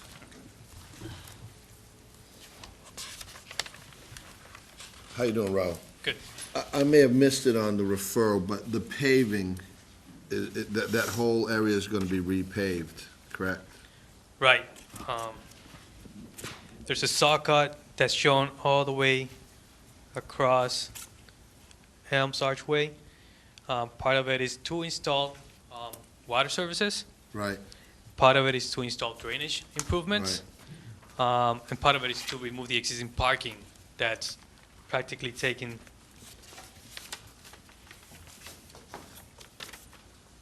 from Elm Archway all the way into the property. And now we're just having And 4 there's different taps cells. down the bottom too, right? So the whole thing's going to get Right, redone? It goes all the way to the bottom. This is going to be a portion of landscaping. There's going to be a portion of landscaping. So there's a lot of pavement removal. Most of it is the existing parking spaces. And all new utilities to the street? All the utilities from the street, sewer, water, power, all from the street. But yeah, but they're all new, we're not using any existing utilities, except, all new sewer line, everything, right? We're keeping an existing sewer line to a sewer manhole that exists Right. on the site and tying to that with new sewer. Drainage, of course, is new, and all the water services are new. Okay, good. Just one more, garbage. Is there an area set up to, for garbage trucks to dispose, or are they just gonna be cans? No dumpsters, or? There's no dumpsters proposed, no area for dumpsters proposed here. Okay, thank you, Mr. Chairman. Ken? The trash pickup will be through the municipal system. Thank you. Just trash cans, just like the single-family houses on the street. Thanks. Your testimony was, Mr. McKenzie, that it was non-conforming prior to zoning? And No, it predated zoning. Predated zoning? Predated zoning. But at the time I mean, so there was nothing to conform to. That's right. It predated the adoption of zoning. So when zoning was adopted, it did not meet the standards of zoning at that time? Is that Exactly. the argument for pre-existing non-conforming? Okay, because the selectman's letter says it's non-conforming prior to zoning, which didn't make sense to me. Yeah, that's a letter from Bob Johnson, who was the building inspector in 1978, that he gave to the selectmen. Okay. At this time, that's my only question. Tricia? Steve, what about Mr., next door neighbor? Mr. Greenberg? Thank you, Greenberg, concern on the lights. Absolutely, we'll take care of that. There won't be any bright lighting on the back. There's actually some flood lamps that are on a tree in the back. Those are going to be removed, and it'll just be typical back lighting on a deck, nothing that will be offensive or intrusive across the street into his property. Okay, thank you. The plans, we have option A and option B. Thank you. So are you giving us the option? No. So tell us about the options. None of us Come on seem to have now. come to that You're not saying the right answers tonight here. That's a design, that's a very successful design that Bill has built before. A or B? Both A and B. Oh, okay. He's similar designs that are in the Sipworth Hills condos and the Woodneck Hills condominiums, Grand Heights. The plan is very flexible. It allows you to either have a first floor master with a cathedral ceiling, or you can go have a flat ceiling and go upstairs off the staircase where the other two bedrooms are there and have a family room up there. So it all depends whether the buyer wants the cathedral ceiling or a family room up top. But the plan is flexible in that it can accommodate either. So we thought it was more prudent to show you both. It's going to be whatever the buyer chooses. Okay. And the other question I have is for our room. On the engineering, did you address all of their issues that they had? I don't think so. Or are some of these still outstanding? I believe the letter that was written to the record was the one he dated 4/19/2012. Yes, correct. There was a subsequent letter from him where he kind of had a post comment to those comments dated May 1st, 2012. I do have a stamp by Falmouth Zoning, so it should be in the zoning record. We went to the planning board and not us. I honestly didn't see it in the I've not file seen it. because what you mentioned does not match up with Right. the engineer's comments. And the initial comments from DPW, that's why we made some changes. I would leave this extra copy with you guys, but this is the one from 5/1. I have 5/1. You do have 5/1. Yep, It has subsequent comments to those initial comments. okay. One of them was, at first, some of these parking spaces, the parking spaces began within the layout of Elm Street. Now the parking spaces begin at the property line. In the future, should the town want to expand Elm's Archway, they can expand it all the way without impacting the depth of the parking spaces. The other change was drainage system was partially within the property, but because it's servicing Elm Archway, he wanted all the drainage to be within the layout so that the town can maintain them. So it was the drain fields that were partially inside the property, so we just rotated them to be within the layout in both cases. He mentions on some of the calculations for septic flows, we reference 310 CMR 15, which is Title 5. Although the numbers come out to be the same, he says that the actual regulation that should be quoted is 314 CMR 7. The number is still the same. It's just a quoting of which regulation.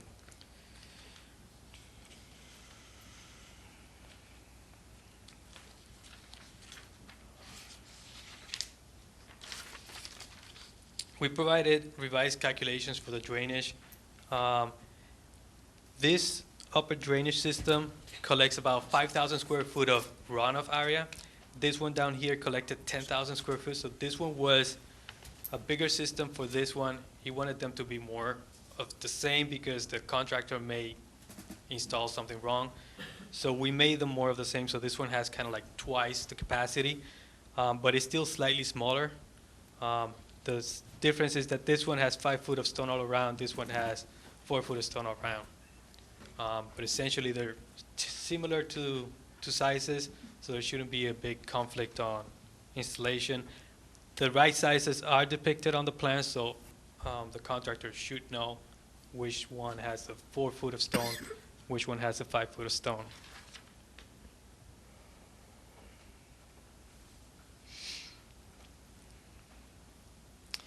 He's saying that the installation of this drainage system will be servicing a public right-of-way, so during installation they should be subject to inspections by the town DPW.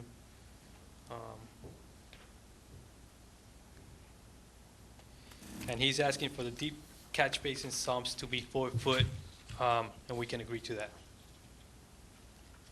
Okay, thank you. So we do have the correct. Yeah, we have the 5-1. It was stuck to the prior one, but yeah. I'm sorry? Can I just follow up a quick question, Yeah, Carl? sure, on sure. the- I'm all done with my questions. I'll go. I know you went one, but have you satisfied all of what he asked for? Is the current plan that's before us satisfy everything that Scott put in his letter? Or are there still things that he needs to review? There is one comment that this plan is not addressing. He's asking for the applicant to widen the road, the public way, to make it 18 feet from this portion to where his property line is. That means making it another 1.5 feet wider. Then it will choke back down as the road continues on down. What we did, we're keeping the same width as the existing road continues, and just curving at this property.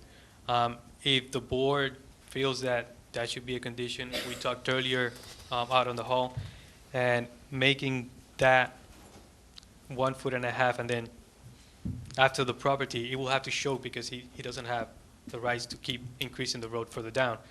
All it is that the existing pavement that we have here, we're just going to saw cut 1.5 feet back. And the sidewalk was addressed and the parking out of the roadway? There was no mentioning of sidewalks. Wasn't there something about a sidewalk that you read? No, I apologize. Right of way. Okay, Yep, I'm hearing everything things. is- Thanks, Rob. Thank you. Any further questions? No, I'm all set, thank you. You asked. Dennis? I don't have any questions. David? No. Patty? I was only on the sidewalk.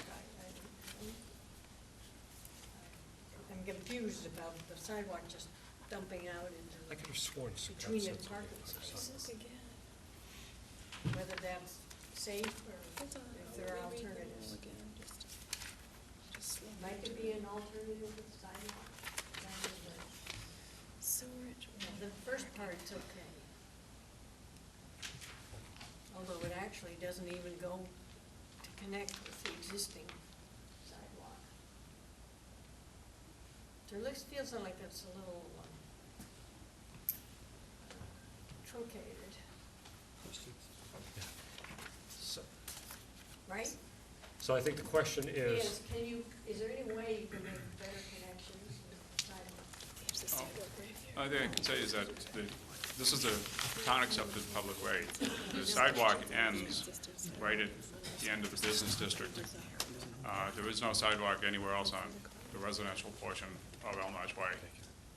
And we weren't proposing one, and it hasn't been brought up as even a consideration to put a sidewalk in. Well, the other thing too, just to remind the board that, and I don't know that no one asked that question yet, but the status of the site plan review, this still hasn't gone through site plan review. Okay. And before we start to okay. suggest changes to sidewalks and roads, et cetera, let them know. we need the input from the planning board. And I think, as Tricia was just saying, that there was a comment or a question related to sidewalks, but it really was, let the planning board take a look at that and Right. see. And I think not having the benefit of site plan review, it's very difficult for us. Do they want a decision prior to site plan review? Well, that's the question, next question that Mr. Foreman had was, what's the status of site plan review? No, I thought Mr. Foreman's question was, do we want a decision before site plan The review? next, the next That would question be is, what's the yes. status of site plan review? I was trying to answer. What he Status said. of site plan review, what he Getting said. late, isn't it? Yeah, it's getting late. We were told to come back in 3 weeks. Well, 3 weeks would have been Tuesday, and they didn't have a hearing because of town meeting, so we'll be on the next agenda. We'll be on next Tuesday. And we expect to wrap up site plan review Town then. elections, you mean? Oh, excuse me, town elections, I apologize. I said, did we miss a So- meeting, Patty? No, town elections, not town meeting. So we were slated to go up last week, so we'll go next week on Tuesday. And So we you had expect, anticipated having site plan review completed before you came to us? exactly. Okay, good. We went through once, and then they told us to come back in 3 weeks. We made some changes to the plans, including, as Raul pointed out, moving all of the parking spaces completely out of And the whether public he way. would like a decision by this board before is irrelevant. No, I understand, but His Please. desires are not ours. All right, I got a couple of questions here, Steve. You've talked about 23 trips per day for what, the residential For the residential. compared to what? Well, the commercial, I don't have one for the commercial, but if, logic would tell you that somebody staying down in commercial goes out more than 2 or 3 times a day. When you come, you eating meals, going shopping, going to the beach. But as I said, the Institute of Transportation Engineers trip generation manual says 5.86 trips per day per a condominium unit. So that And I makes us bet you that 23. manual also probably has something for commercial accommodations. It does, So and if you you'd like might that, we wanna- could get that for you. That would be great, thank you. The lighting was answered, the sewer modification permit, the engineering things. I still probably didn't get the answer. There are 2 duplex structures. Are they both going to be the same design? Or No. they could potentially be, and they could also be different? No, they're both different. This particular building is 2 3-bedroom units. This is 2 2-bedroom units. Okay. The design of the buildings, they'll be compatible, Right, but they're not the same Okay. style. all right. Where the changes could come in here is whether or not somebody wants a family room. Right, on the they're, sidewalk. they're internal, but not the external design.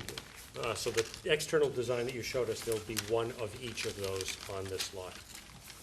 So what we're saying is, this building Why am won't I having change. trouble with this? This building, the side could change, whether we either have a cathedral, master bedroom, or the ceiling goes up on the side, and we gave you both side elevations, and you could end up with a family room on the second level. From the street, it'll look exactly the same. That's not that one, that's, That's not the plan, those are the ones. this is the one I was talking about. So what's this? A. And that's going to That's be, 2-bedroom. That's gonna be, that's the 2-bedroom. that's gonna be one building. Southern units, yeah. That's gonna be one building, and this design's gonna be another building. Yes. This design here, And that's it? Don't make it any more complicated. This All right, is the thank you. northern units, the one from the south. All right. Suri, any questions? All right. All right. Anyone here in opposition to this application? Anyone here in favor of this application? Okay, any comments, concerns? Okay. Mr. Chairman, if it helps, Attorney Moynihan just handed me a trip generation sheet from the 8th edition, which has hotels at 8.92 trips per day. And they've actually reduced the residential condos down to 3.34, so it's even lower. So it's about, the trips would be reduced by about 2/3. And the commercial accommodations falls into the hotel category? Yes. Okay. And what was that number again, just so I can have? 8.92? how many trips per day 8.92. for the commercial accommodations? For the commercial, times 8 rooms, Okay, which is, roughly 72. okay. And instead of 23 trips per day, you're saying it'll be even less than It'll that? be even less than that. What number? 3.34 times 4, about 14. Okay. All right. Does the board, at this point, want any additional information brought back? Obviously, we have to come up with a continuation date because of site plan review. Anything else that you'd be looking for? Okay. 21st of June, does that give you enough time to get through site plan review? I think if you're going to have a meeting on the 7th, if we could get on then, we would really like to do that. Mrs. Richardson's health is not all that great. I think Mr. Richardson would like to address you on that. Before I do that, I want to see the availability of the board on all these dates. I know the 21st is something, I'm but not here on the 7th. not here on the 7th. I don't care, I'm good. Yeah, you're here, I'm here, Yeah. Matt's here, Ken's here. I can Dave's deal here. with the So you're 7th. good. Okay. Yeah, I could I don't take think it. this is going to be that lengthy. Yes, sir. Come on up. My name is Peter Richardson, 46 Elm Arch Way. I am a director butter to it. Oh, I'd and- asked for comments earlier, I'm sorry. Oh, it's okay. And I am in favor Did you of raise your it. hand? I apologize if I didn't. Oh, okay. So, and my mother's health is an issue, and that's why we appreciate your consideration. Thank you. Mr. Chairman, I don't understand that. He's the abutter of the, owns the property Why? next door, but his I don't mother owns understand his why. property. His mother owns the property. I'm the owner's son, and I have power of attorney for my Okay. mother, so that we're in favor of it, is what Okay, I'm all saying, right, okay? super. Thank you very much. Okay. All right, your preference is the 7th. Are you going to be able to get through site plan review? This I is, don't imagine that, we've already been through once. I can't imagine it would take more than one more time, and if you don't have anything else that you need, I would ask that we close it, subject to no, getting site plan we review. won't close it, no. I was told that they are in front of the planning board on June 5th, so that may be something you want to check into. Well, we need to continue it to a date certain. We can't do I it. realize that, Yeah. I'm just letting him know Right. that he thinks he's gonna Well, go that's next. 2 days before, oh We no, contacted the planning board. 2 days It was- before. 2 days before we meet. If they told us 3 weeks. We'll never get, This stuff back. never. Because Trish won't be I here. won't be here on the 7th, but Everybody else if you is. got a quorum without me, that's fine. But we're not going to continue, we're not going to close this without having site plan review because the conditions could change substantially. And I suppose if you want to continue it to the 7th and we wind up continuing it again, you'll just be wasting everyone's time, but, and then you'll lose somebody, well, maybe not. Okay. Board want to do it on the 7th? I'm fine with that, I'm gonna be here anyway. Okay. And that we did at 5:30 PM. So a motion, Everybody, Motion to continue till June 7th, 5:30 PM here in Town. Second. all right, Mr. Foreman, Mr. Murphy, all those in favor say aye. Aye. Opposed, unanimous vote. We'll see you back on the 7th and maybe even later. Okay. I know you've been out drinking, break. Should we have another motion to extend the time to 10:30? No, it's just a hearing. We don't have to go the whole time. That's true. We don't have to go. Is that everything? We have a motion to continue our hearings to 10:30. We don't anticipate using all of that. Is there a second? Second. This is for Rule Beach on that one. Mr. Foreman, this is Rule. All those in favor of continuing hearings till 10:30, say aye. Aye. Opposed, unanimous vote. We don't have I'm just gonna make an announcement, I am recusing from this hearing. Yeah, you just want to go home. to. Lucky dog. Is that why you want? Doesn't he have to come, don't we have something right after that Yeah, where he's gonna come back? we needed you here for our open meeting. No, it's okay. You're gonna have to learn to live without me. Yeah. Let me change the DVD now. Please do. Yep, sounds good.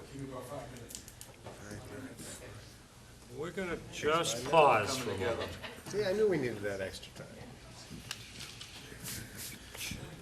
6, 7. You are conserving those.